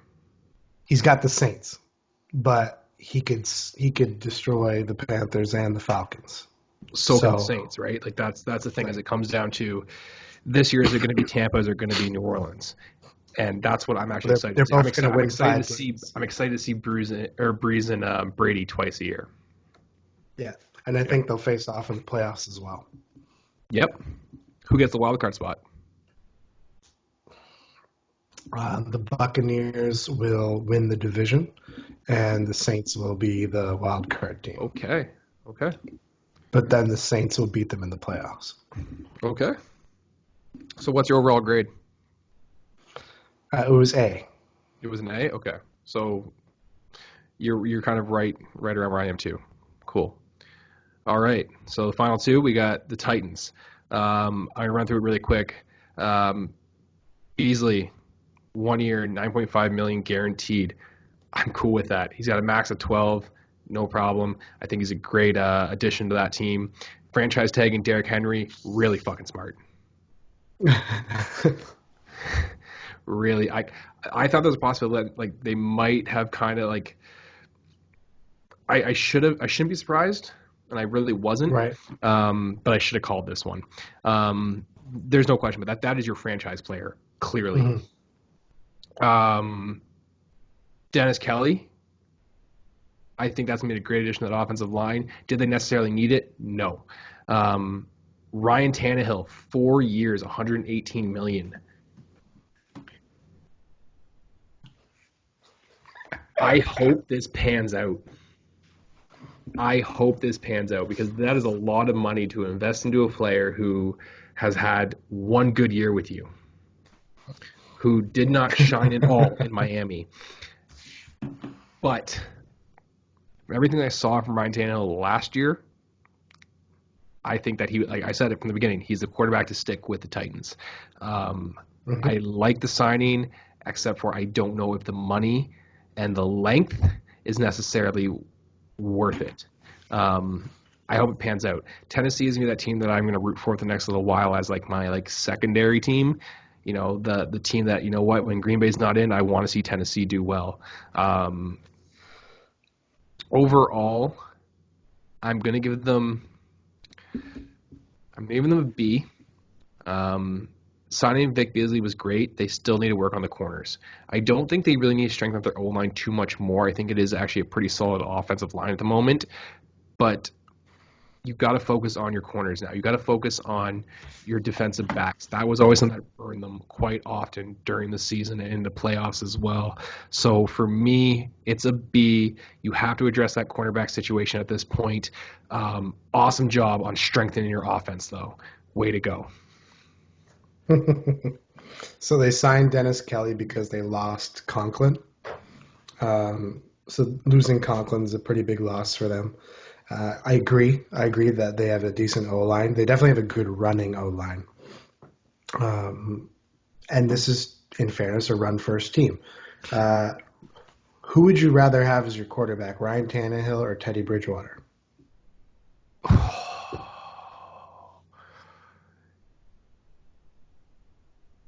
Oh, that's a hard one. So if I was to sign based on the Titans offense, I'm picking Tannehill still. If I'm signing with creating my own offense, I'm probably going to sign Bridgewater. I like how Bridgewater still has that running threat that Tannehill quite doesn't have. Bridgewater is a short but accurate thrower versus Tannehill is accurate but can also throw that long bomb nicely, but he doesn't have the legs that Bridgewater has. Really quick, I didn't even realize this. Did you know that they cut and then signed or re-signed Chris Milton? Chris Milton? Chris Milton. I don't even know who Chris Milton is. So Chris Milton during preseason last year was the Titans were going to say that he was supposed to be, or they were saying that he was going to be the number 2 cornerback for them. Mm-hmm. He didn't even make the final roster. He played on the practice squad. During the offseason, they cut him and then proceeded to re-sign him. Yeah. A lot of teams do that. A lot of teams they'll sign guys that they cut to join them in preseason again, right? So that's why it's insane to me, though, how Chris Milton was touted so high by this team to start the season out, or the preseason out, fell off so hard. Yeah. Well, it's like we had Charles James do the exact same thing in Houston. Yep. We're super high on him, and this guy John Kelly from UCLA or San Diego State, something like that. He was supposed to be this like underrated guy that was a draft steal, and he never became anything. Like these guys happen, right? The Titans have, so first of all, it's a divisional rival. The reason I brought up Tannehill versus Teddy is because Tannehill got $9 million more a year and 2 more years, or 1 more year. It's 9 more a year. It's a lot of money. That's another player, or possibly 2. Dennis Kelly is a good signing. They needed to get somebody to replace Conklin, so I like it. Vic Beasley is a Clemson boy. I'm proud of him for getting another contract. Vic Beasley is not the man he once was. It'll be interesting to see if the guy who should be the Houston Texans head coach, Mike Vrabel, it'll be interesting to see if he can help him and help reestablish him. They have one of the most underrated linebacking cores in the NFL. Mm-hmm. They say here edge rusher is a big position of need, but I agree with you. It should be corner. Yeah. If they can re-sign Logan Ryan, I'm not as worried about corner for them. I still think you need to draft one because Malcolm Butler should only be there for so much longer. Adoree Jackson is still a good corner in this league, but they need another guy. We no longer have to worry about Hopkins. That's big. The Jaguars don't necessarily have a great receiver. Like DJ Chark had a good year, but who knows? And T.Y. Hilton's now the best receiver in the division. A.J. Brown might actually take that, but right now it's T.Y. just based off of his career to this point. Well, there's also a possibility of Antonio Brown going to Tampa Bay at this point too, apparently. So yeah, but that's not in this division. So, but yeah, so for me, they did what they were supposed to do. The best moves they made was not losing key guys. yes. Can you imagine if they lost Tannehill and Henry? Like the whole reason you made the playoffs? Yep. The two of them. So I like that they kept them together. They're a good complement to each other.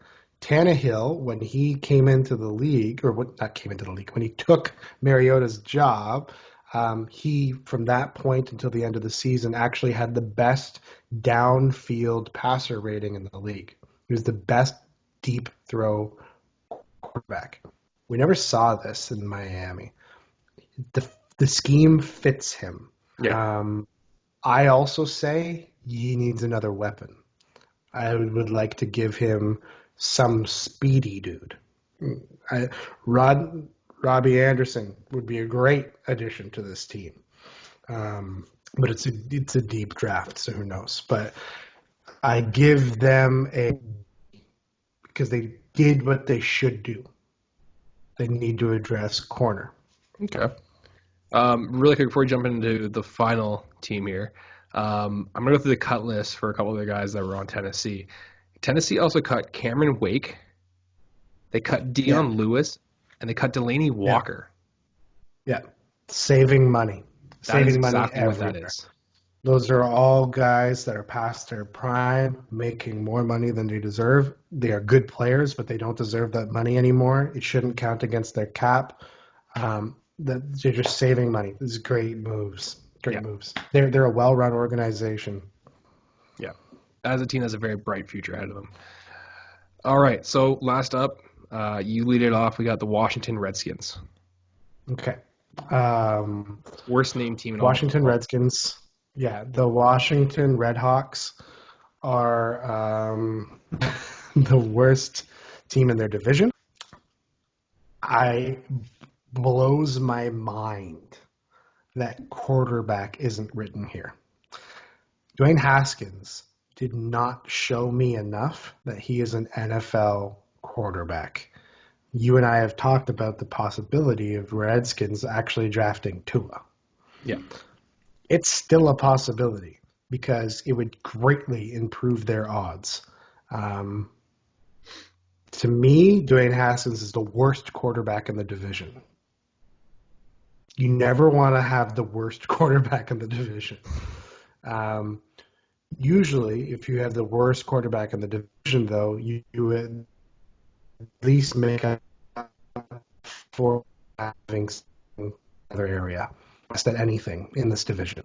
There's nothing that they do better than anybody else. That's a problem. They brought in a good coach. Ron Rivera is a good coach. He's a heart and soul guy. He's old school. He's defense first. I like that. Hopefully they can bring back that mentality that used to be famous with Washington. Thomas Davis is a good addition for that. Thomas Davis used to play for Ron Rivera in Carolina. It's a good add because he knows the defense. He will help coach up the team. He is there to be a mentor. Yeah. That is what that move was. Blows my mind that they didn't get Bradbury. I thought that was signed, sealed, delivered. So that's interesting to me. Sean Davis, underrated move. He's a good safety. I don't know what he's actually going to produce in the Redskins, but it was a good move. Kendall Fuller, kind of a steal. This is kind of a steal. Basically, I will completely agree with you. At $10 million a year, I think Kendall Fuller is a steal. So he can play outside. He can play your number one receiver, your number two, or your slot. I think ultimately he is a slot corner. That's where he most belongs. And it's because he's also physical. So that's where I would put him. Kevin Pierre-Louis, okay, not necessarily a good or bad signing. It's just a signing. Brandon Scherf, placing the tag on him, that means you're making a commitment to protecting your quarterback, although I don't think he's the right quarterback. I don't know who Wes Schwitzer is. Good for him for getting a 3-year deal. That's extremely first if he's starting lineman team over. They sang O-line, edge rusher, and tight end. Tight ends we haven't talked about. Tyler Eifert is a free agent. Jordan Reed's a free agent. Eric Ebron. These guys are tight ends who have been relevant as far as fantasy football is concerned for quite a while. So it's interesting that nobody's talking about them. Wes is from the Falcons, by the way. Yeah. 2016, this team could definitely use a tight end. But to say tight end is a position of need is weird to me. A tight end is what you get to put you over the hump. You know what I mean? So like the Houston Texans, we lost Hopkins, but when we had Hopkins, what did we need on our offense? Well, we needed a good tight end. So then we got Darren Fells. He's reliable. He does the job, and he can block. Okay.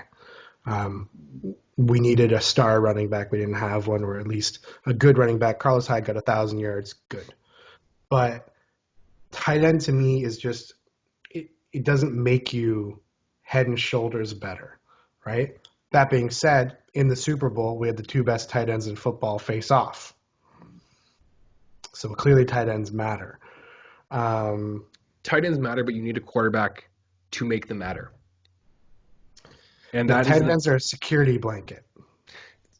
They're not yes, okay, they are a security blanket, but without that quarterback there to throw to that tight end, to make that tight end effective, what good is having a tight end? The fact that tight end is on this list and quarterback is not blows my mind. It blows my mind. Yeah. What else do they have? Edge rusher and O-line. Yeah, they need to work on their O-line because they need to protect whoever their quarterback is. Well, they need to have a quarterback first. Yeah, this guy shouldn't be their quarterback. No. So now that now that Case Keenum has walked, Alex Smith, I don't think will ever play football again. And Colt McCoy is still injured and actually a free agent. Dwayne Haskins is realistically the only quarterback that can play for this team this year. Unless they sign Jameis. You call him Jameis, eh? I call him Jameis. That's Jameis Winston. I pronounce it the way it's spelled. I like Winston on this team. Why? So you don't have to see him play ever because they don't broadcast their games? I like Winston on this team because I think they got a decent receiving core. Not as good as he had in Tampa Bay, obviously. They got to work on their O-line, but it's not horrible. And they got a good D-line. They need edge rushers. They need cornerbacks. They need linebackers. I don't dislike Jameis Winston. I like the fit. Watch Ron Rivera trade for his boy. It's funny. It's like I said it jokingly, and then I thought about it, and you know what? Actually, I think that'd probably be the best. That'd be the one place I'd like to see him go to the most. I don't want to see him go into any other team, really. I think this is where I'd want to see him land because I do think that he should be a starting quarterback. I just don't think there's any other team right now in the league that is not looking to draft a quarterback that should pick up a quarterback. And I think that right now, I think he is the best quarterback for Washington. Jameis or Cam Newton? No, Winston. I can see Cam Newton rejoining Ron Rivera and going to Washington. I do not want to see that. I want to see Cam Newton play backup for a year. He's too good to be a backup. All right, so let's give me your final rating here. So far, you and I are Uh, exactly like everything that you have said. I completely agree with. So we're on the same page. I want to say the Thomas Davis signing and the Kendall Fuller signing gives him points. This gives them points. Okay. Um, so so they are a C plus. I'm going to completely agree with you because the only reason that they're a C plus and not like a B minus or a B is because they have not addressed the issue of quarterback yet. Yeah. So, with that being said, we've gone through all the teams. We've given our opinion. Hopefully, we can talk more about this next week because I don't think we're going to get any sports for a little while. Yeah. But I think this will be it for tonight. Thank you very much, ladies and gentlemen, for tuning in. Check us out on Instagram and Twitter at Two Strikes Pod. If you're watching this, you're already on the YouTube, so go download the podcast. We got more content up there. If you're listening to the podcast, go check out the YouTube because there's different content there as well. And until next time, ladies and gentlemen, thank you very much. Stay safe out there, and Good times. good times. Good times.